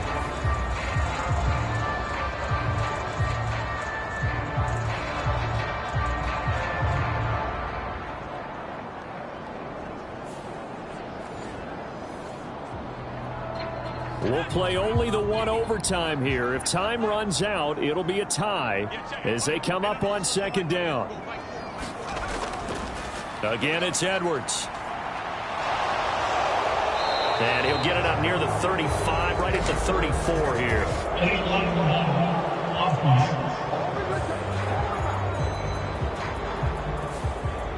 An unfortunate time for the penalty there. That cancels out a positive play from this offense. Well, not to sound too trite or too accepting, but you and I both know it happens. You got to accept it and move on.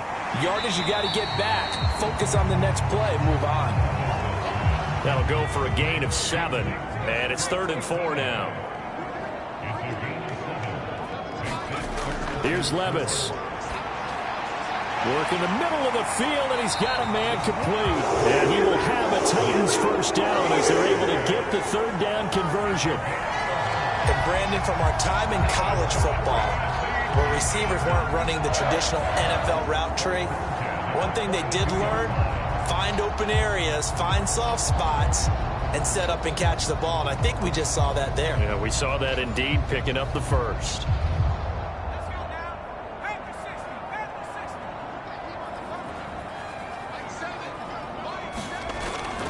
Edwards now on 1st and 10. And not much there at all. Maybe a yard up to the 43. 2 minutes left in this overtime session, and still all tied. That felt like a trap because it looked to me like the opposing front was on that play from the get-go. They had everyone crashing the ball carrier before he even made the line, and they hold him to just a yard.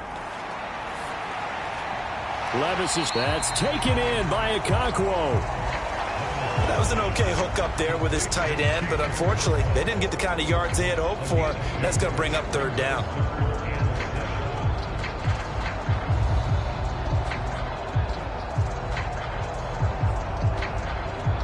What will they draw up to try to keep this opening drive of overtime moving? 3rd and 7. Levis to throw. Pressure comes in. He's brought down. It's a Panther sack. Brian Burns flying in there and dropping it for the sack. He seemed to have a reasonable amount of time in the pocket, but he couldn't get rid of the football, and the end result, Charles, him on the ground. Yeah, he's got to keep an internal clock to go along with his offensive line. When you're talking about 3, 4, 5 seconds, that's a reasonable amount of time to expect to deliver the ball downfield. So great to try and complete a pass, but it's equally important to know when to throw the football away, too. So they're forced to punt on 4th as this one's away. Calls for the fair catch, makes the fair catch just inside the 15-yard line. So a change of possession here on the punt. And the Panthers will have a 1st and 10 from deep in their own territory. The possession of the football goes over to Carolina. Now their defense, they did the important thing. They got the stop. They didn't allow a point, but now they're backed up here pretty far, Charles. Going to need a significant drive to try to get into position for the game-winning field goal. Yeah, partner, don't you think that defense is on the sidelines right now saying, don't come to us with your problems about where you're starting.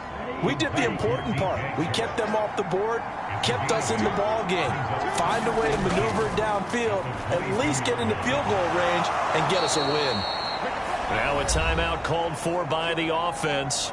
They'll be down to just one remaining as we step aside here in overtime.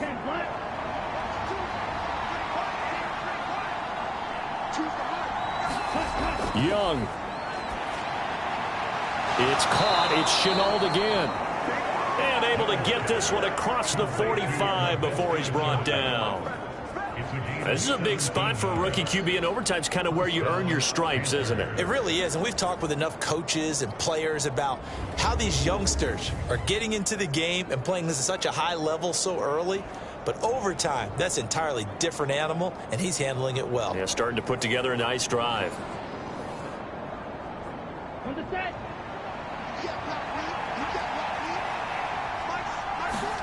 Now Young. And Shark calls it in. And he's going to get this all the way down inside the 35. Partner, this is a pretty good drive they're putting together. And I know if I'm on the other sideline, that offense, kind of helpless, isn't it? Because they may not touch the football at all, because if they go down and score a touchdown, this thing's over. Absolutely. That would write an ending to this script. We'll see what happens.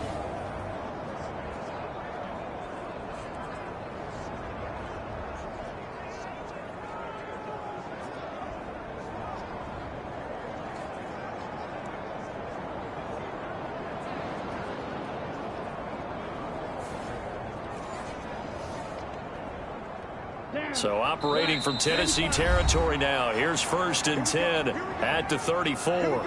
And now we won't see a play on first down. We're going to get a timeout instead. It'll be their second and final timeout, remember, here in overtime. We'll be back. Meanwhile, Young's throw taken in by Chark.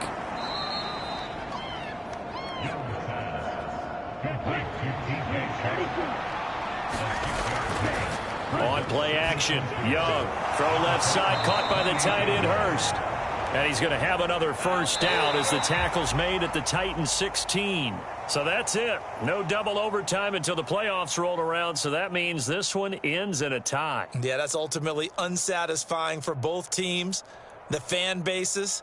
Heck, for us. True. We came here to see a winner, right? We did. Winner and a loser. We didn't get it. We end up with a tie. Everyone walks away. A little bit cranky on this one. Meh. Yeah, MEH, man. So that'll do it for us. For my partner, Charles Davis, and all the hard-working men and women on our crew, I'm Brandon Gaudin. You've been watching the NFL right here on EA Sports. With that, we sign off from Nashville.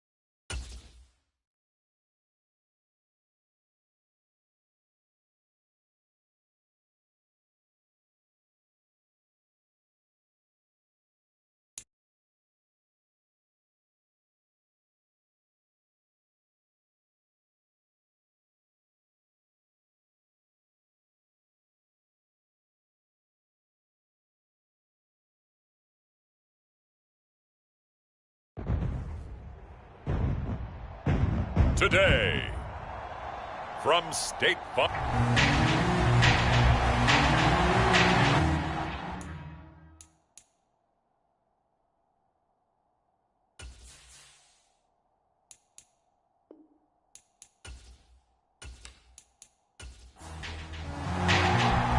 The final playoff push is upon us. It's Week 12 of the NFL season, and we're underway on EA Sports.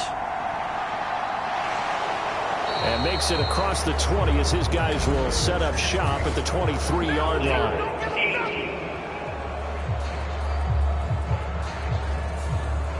They were trying to create some space to run. They created the penalty. And you work on it so much. You work on it so hard. But it's tough to simulate game speed in practice. That often runs you into a penalty. Now it's 2nd and 10. Here's Murray as he sets to throw it. And this throw incomplete. And the defender all over him that time, but it's going to lead to 3rd down. Murray now to throw. Leaping, and he makes the grab. And he is going to have a Cardinals 1st down as they're able to get the 3rd down conversion. For this defense, CD, and going up against Kyler Murray here, what's the secret to keeping him in check? Having better athletes than him, which is really unrealistic. So I go way back in football. They used to have a coverage called the umbrella coverage with 4 defenders back deep. Now you want to try and move that umbrella up front with Kyler Murray. Kind of surround him and keep him hemmed into the pocket. Because if he breaks out, he's going to hurt your defense in a big way with his legs. Meanwhile, Murray's throw taken in by Pascal. And he's going to be brought down right there. So nothing after the catch as he's dropped at the 42. They run the option here on 1st and 10. 2 yards the gain on the keeper, and it's 2nd down. You talk about this Rams defense, and they've been excellent against the pass, the number 6 unit in the NFL. Yeah, defending the pass hasn't been an issue for them. It's been stopping the run. And if they don't stop the run, they can't get back to their strength, which is guarding against the air attack. Out of the gun, here's Murray. And he can't find a receiver, and he's brought down. Byron Young, the one who got in and finished that play off. But you know it's never easy to get Kyler Murray down to the ground, and to do it with a sack on their first drive, what a great tone setter defensively. Oh, and no one's celebrating more than the defensive coordinator, because that's all he's preached all week long. Keep him hemmed in. Don't let him get into the open field and create big plays with his feet. To get him down in the pocket early, oh, that's got to feel great for them. Now on 3rd and long, they'll look to throw. And he'll be taken down, but not before he works it past the 50. Needed 13, they got 14 on 3rd down.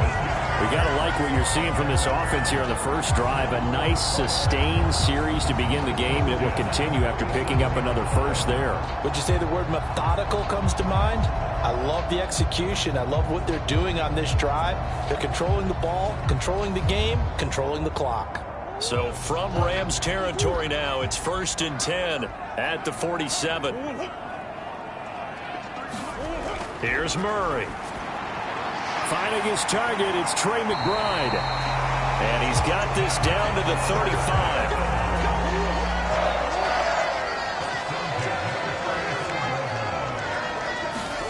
First down, Murray. This will be caught by Brown. And just 3 yards on the catch there. He couldn't get away. And that'll bring up 2nd down. They'll run for the first time with James Conner. And only able to get 2 here. Stopped at the 30. It's been a pretty long opening drive. This will be play number 11 coming up on 3rd down. And he'll be taken down, but he does have first down yardage. And that gain of 9 buys them a new set of downs. And there's the beauty of Kyler Murray, because we all know he can get it done through the air. Terrific right arm. And nowadays, we don't even talk about his height anymore. He's shown that he can see downfield and make throws. But he also possesses wide receiver speed. He can call his own number or scramble. and turn it into a big play as well. Kyler Murray, a dual threat at the quarterback position.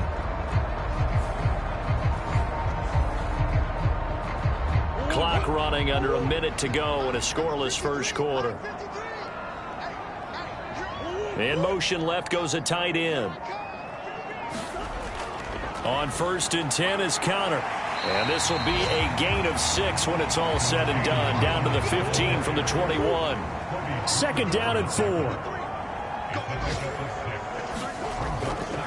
They stay on the ground. Here's Connor again. And he'll get it here to the 10-yard line.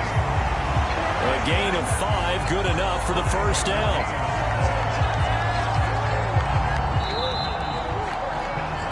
We're scoreless after 1. Back in Arizona, second quarter action. It's the Cardinals in possession. So not quite a 1st and goal. It's 1st and 10 from the 10. Off the option, here's Murray running left. And he is into the end zone. Touchdown, Arizona. Kyler Murray hitting double digits with his 10th touchdown of the season. And the Cardinals post the first points of the ballgame as they take the lead here in this second quarter. A long opening drive, but a very successful opening drive. We call that methodical, I guess, when it takes that many plays. Methodical and almost like a boxing match where you're hitting them with body blows. They can withstand them here. Look, they gave up the touchdown, but you don't feel like a knockout is there. But they keep doing that in the 4th quarter. That's when the knockout occurs. And it becomes tough for that defense if they're on the field that long. We'll see if they can continue that in future drives.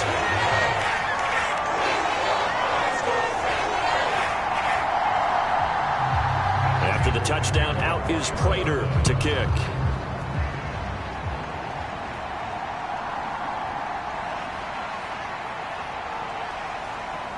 And good starting field position. He'll get this one all the way up to about the 35-yard line. So here are the Rams set to go to work on offense. And they're led by a man who topped the 50,000-yard mark in passing for his career a season ago. In year 15 now, here's Matthew Stafford. And I'll bet he's talking to his guys about resisting the temptation to try and turn this into an up-and-down game. Almost like basketball, where both teams press, and one team gets an advantage, the other team's trying to run with them, and they're just not equipped for it. Doesn't matter whether you're equipped or not. Just settle in, get calm before you go for the big strikes. And he'll be taken down, but not before he gets into enemy territory.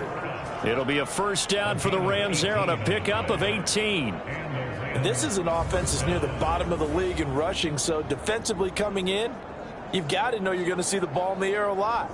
And that time, it's a completion and a first down on this opening drive.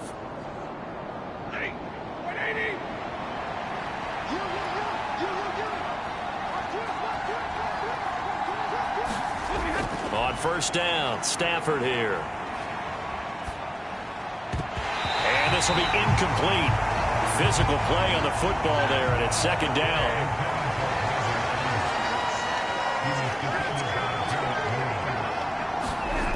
Out of the gun, Stafford. He'll drop this down to Williams. They do get a couple, but they'll be left staring at a 3rd and 8 coming up. And that's a good job there by the corner. We do talk about this a lot, that a lot of corners see their job as simply covering receivers. Tackling isn't everyone's thing. But in this case, he came up quickly and made a nice, sure tackle.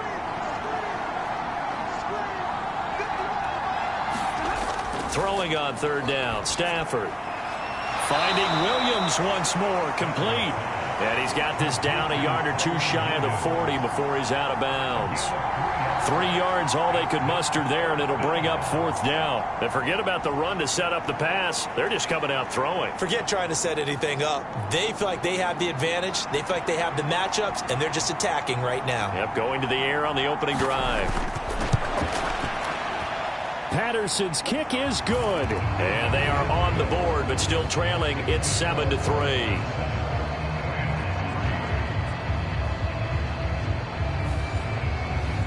So both teams come away with points on their opening drives. Now they still trail. They answered the touchdown with a field goal, but at least able to break that goose egg here early. And that is what's important, right? Because they didn't let that initial touchdown go unanswered. Took the ball themselves, moved it downfield, and put it through the post for 3 points.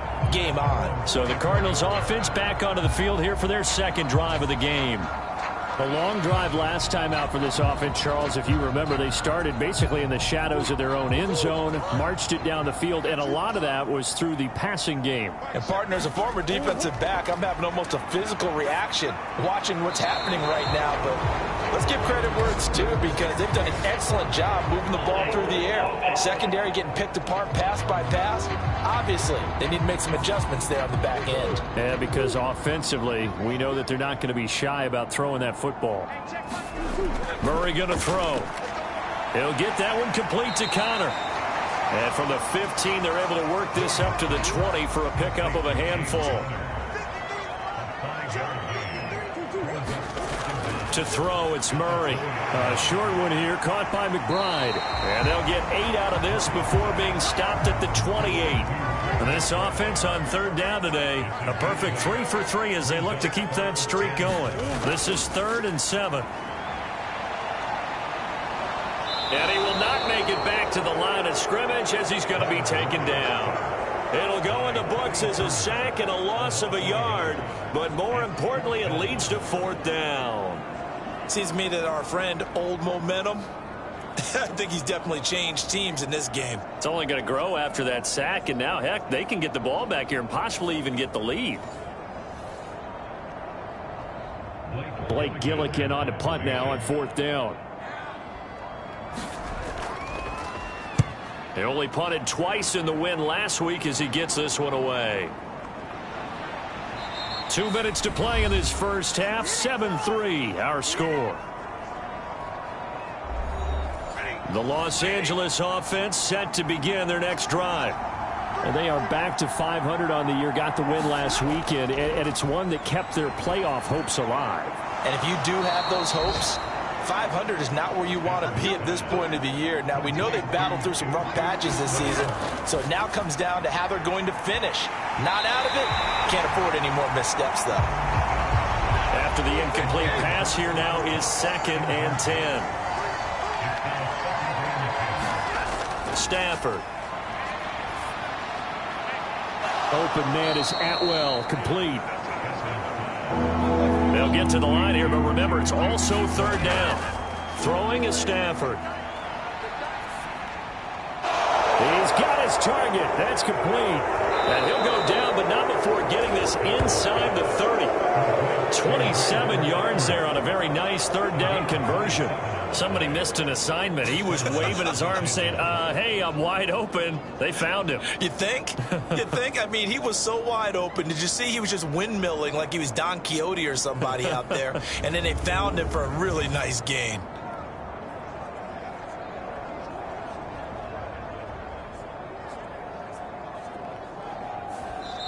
The Rams going to go ahead and use the first of their timeouts as they'll stop it with just over a minute to go before halftime. They had to settle for 3 last drive, hoping this second go-around ends in 6. In good position, 1st and 10. Stafford's throw pulled in by Atwell here. Now the Rams will signal for a timeout, their second, as the stoppage will come with a little under a minute to go in this first half. So not quite a first down just yet as they come up on 2nd and less than a yard. Meanwhile, Stafford's throw complete here to Ayuk. From the 13 now, they work on 1st and 10. Here's Stafford. This is caught. And the Rams are looking at 1st and goal as he's tackled all the way down at the 2-yard line. Stafford now to throw. Back of the end zone. Could he get his feet down? No, it's incomplete. On 2nd and goal, standing alone in the backfield is Williams. Throwing again is Stafford. A quick throw there, going to be batted away and incomplete. Now a 3rd and goal situation as this Arizona defense tries to stand tall once more. Stafford. And he's got it. That's Kupp for a Ram touchdown. A great play there. as the first half is winding down. And the Rams have taken the lead here in the final stages of this first half. So that really an almost perfect drive as they chew up some clock and wind up scoring late in this first half. And remember, they've got a chance to double dip here because they're going to get the ball first to start the third quarter. So they potentially could go up 2 scores before the other guys get a chance to do anything.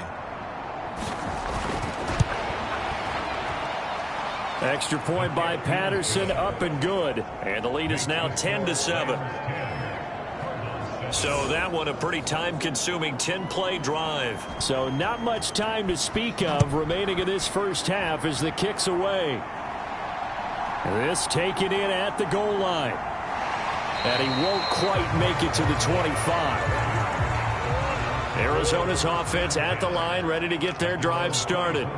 And with 8 seconds on the clock, really not a lot of time to try to put anything together. And Murray in trouble here, and down he goes. So we've hit halftime, just a field goal separating these two teams at the break. As now we send you out to Orlando and hook back up with Jonathan Coachman for our EA Sports Halftime Report.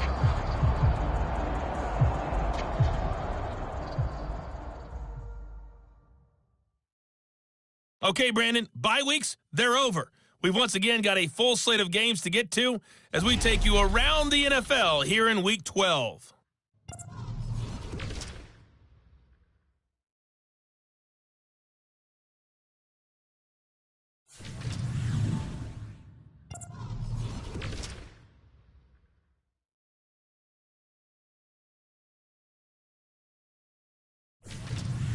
Lastly, let's check on one final game for you. And you can see they are scoreless as they play the second quarter. In the game you're watching, it's Matthew Stafford who's had it working in the first half. His guys lead, though by only a field goal. Still anybody's game.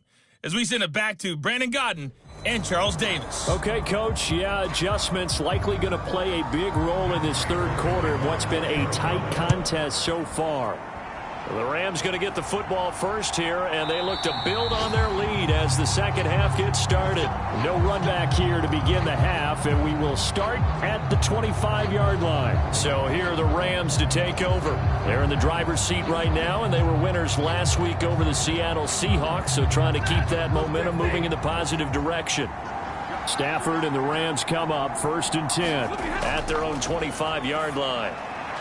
Stafford's throw pulled in by Hopkins. He'll be dropped after a gain of about 6 across the 30 to the 31.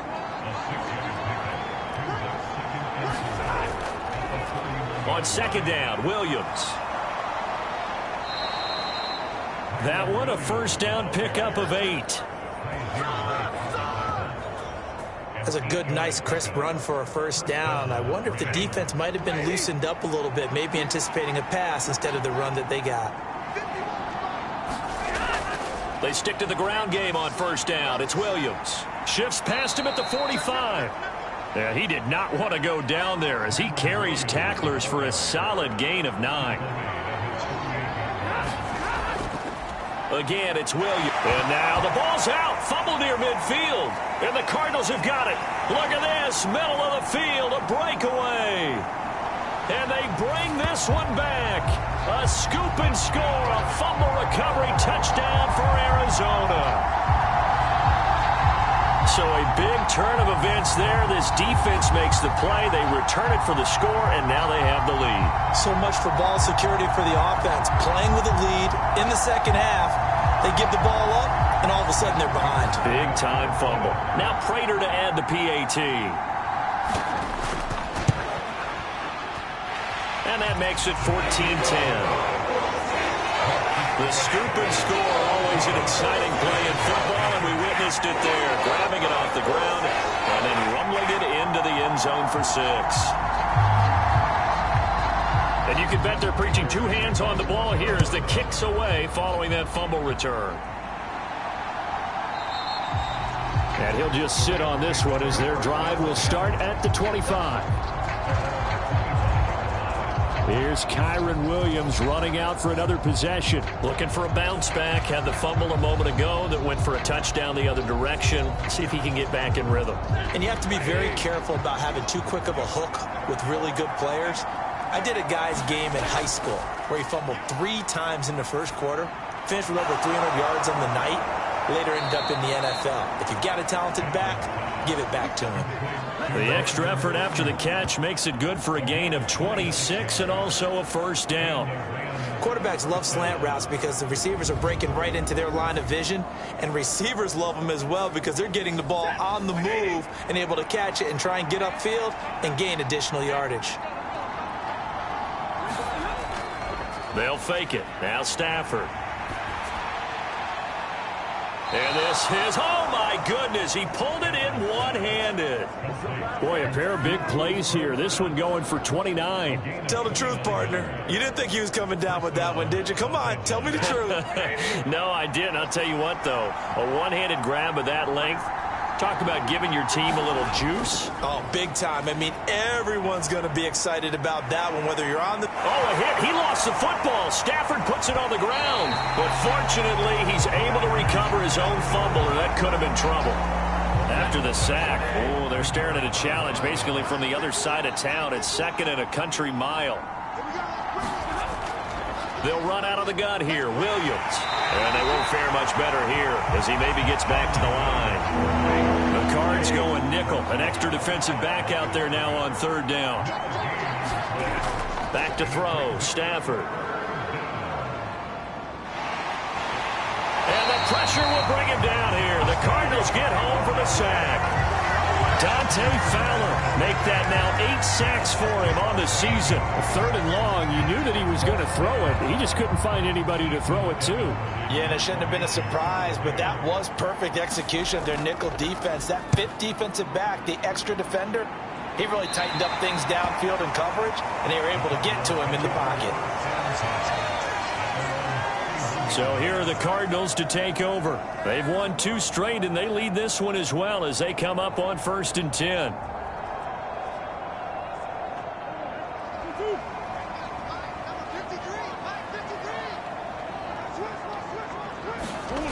Now Murray. Over the middle. And he lost the football. And now the Rams have got it going the other way. And they have possession, and they have it at the 38-yard line. So turnovers, Charles, you figure will be key in the second half, and that's a big giveaway there. Yeah, and as you and I both know, coaches are always preaching ball security, and none more often than right here in the second half of a tight football game. Now you've got to believe what the coaches are saying and take care of that football. Now a throw here to his running back, and he'll go down at the 28. And at his size, he's a smaller back. You can get him the football. He can kind of get lost, make someone miss. It's good for him. Yeah, it's great for him. I like what you said there. Sometimes he gets lost in the traffic a little bit, but get him out in the open field into some space. That plays to his strengths the best and keeps him out of it where all the big boys are, you know, make him make someone miss in the open field. And this one incomplete. Too much contact to hold on to that one, and it's 3rd down. You get the sense that they're saying we're not playing up to what we're capable of, and we're deep enough into the game that the early jitters are long gone, that they should now have some sense of continuity and be able to make some of these plays that they have not been doing so far. And down inside the 15 he goes. It's a gain of 14 down to the 14. And as they come to the line, they will not be able to get off another play as time has run out on this 3rd quarter. We'll return with more after this. You're watching the NFL on EA Sports.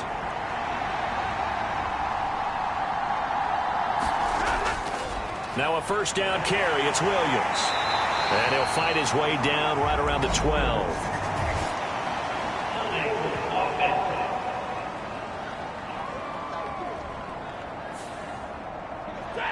So it's the big left tackle who gets tagged with a hold. And sometimes you're actually executing the block well, and he starts to slip off of you, and instinctively you reach out and grab him. And when it's done like that, it's often seen by the official and called. Tackle made by Kaiser White. We know he can fly to the ball, and he showed it there. There's no question that coming into this game, this defense is pretty vocal about its desire to take this running back out of his game, and all that pregame whooping has turned into results. 2nd and 20. From the gun, here's Stafford. Got a man open, it's Tyler Higbee. They'll get him to the ground at the 20 following a pickup of 4.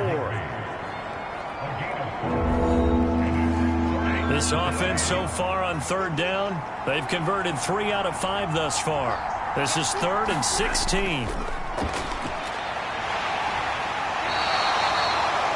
It'll be a gain of 4, but it won't be enough. It leaves them with a 4th down now.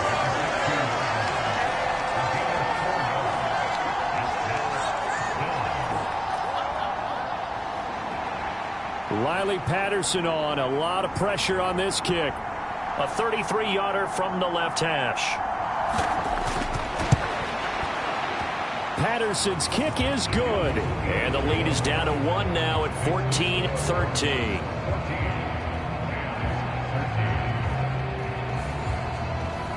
So with that field goal, this one's now back within a field goal. Maybe not the ultimate result they wanted, but gets them that much closer. This game is unfolding like a really good book, isn't it? Because I feel like there's a few more plot twists yet to be revealed before this one is over. Arizona getting ready to go as they take the field. They're holding on right now to that slim advantage in a one-score game, and you hear a lot about 2-minute offense and 4-minute offense. Obviously, the 4-minute offense applies here. How do they run that effectively? Yeah, really what the 4-minute offense is you're just trying to grind the clock. So you want consistent gains, steady gains. Doesn't have to be big plays, but it has to be plays that gets first downs and keeps the ball away from your opponent. But certainly throwing the ball is in the mix here. It certainly is. Just make sure that you're careful with it. And again, get those first downs, keep possession of the football. Give him a yard on the run there, and that's going to set up a 3rd down and 2. They'll come to the line needing only 2 yards to gain the first here. 3rd and 2, and here's Murray. Oh, not sure he saw the linebacker there as that's batted down and incomplete. Here comes the Cardinals punter now as he'll punt it away for the 2nd time. His first punt, 45 yards. This looks good as well. It'll go as a 42, make it a 43-yard punt. 6 on the return. And the Rams will go on offense here with a 1st and 10. Set to begin their next drive, the Rams offense at the line. Their defense accomplished step 1 of the mission. They forced the punt. Now they'll look to erase that deficit and take a 4th quarter lead. An excellent way to start the drive there, 18 yards. All 3 timeouts plus the 2-minute warning. Here's 1st and 10. Now Stafford. Short throw, it's Higbee. And he's out of bounds just before the midfield stripe at the 49. Here comes 2nd down and 5. Here's Stafford. Nowhere to go here. He lost the football. Oh, and one of the linemen on the other side has got it.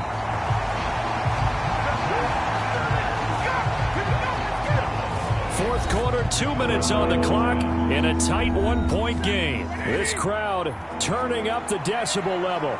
It's 3rd and long. Now it's Stafford. And he can't get a throw away. He's taken down. Got to avoid the flags defensively. Here's 4th and long. Now they go for it on 4th, but this one is going to wind up incomplete. They had to go for it with such little time remaining. And the Cardinals will now take over with excellent field position. We've got to have 2 hands on the football here as they run on 1st down. And he's going to be met at the line of scrimmage and taken down. Another running situation on the doorstep as they come up 2nd and 10. He's going to get it again. Just looking to get forward and protect the ball. And the Cardinals are going to have a first down. And that's a big one, as they should be able to run it out from here.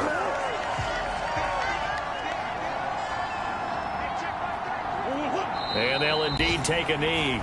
The Rams going to be forced to use their third and final timeout as they'll talk things over prior to this upcoming second down play.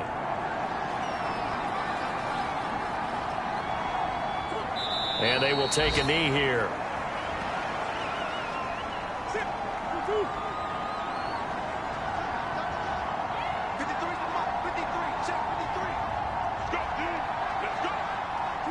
To a knee goes Murray, and that should just about do it. So on fourth down, out trots the kicker in a big spot here. This to get the lead up to 4.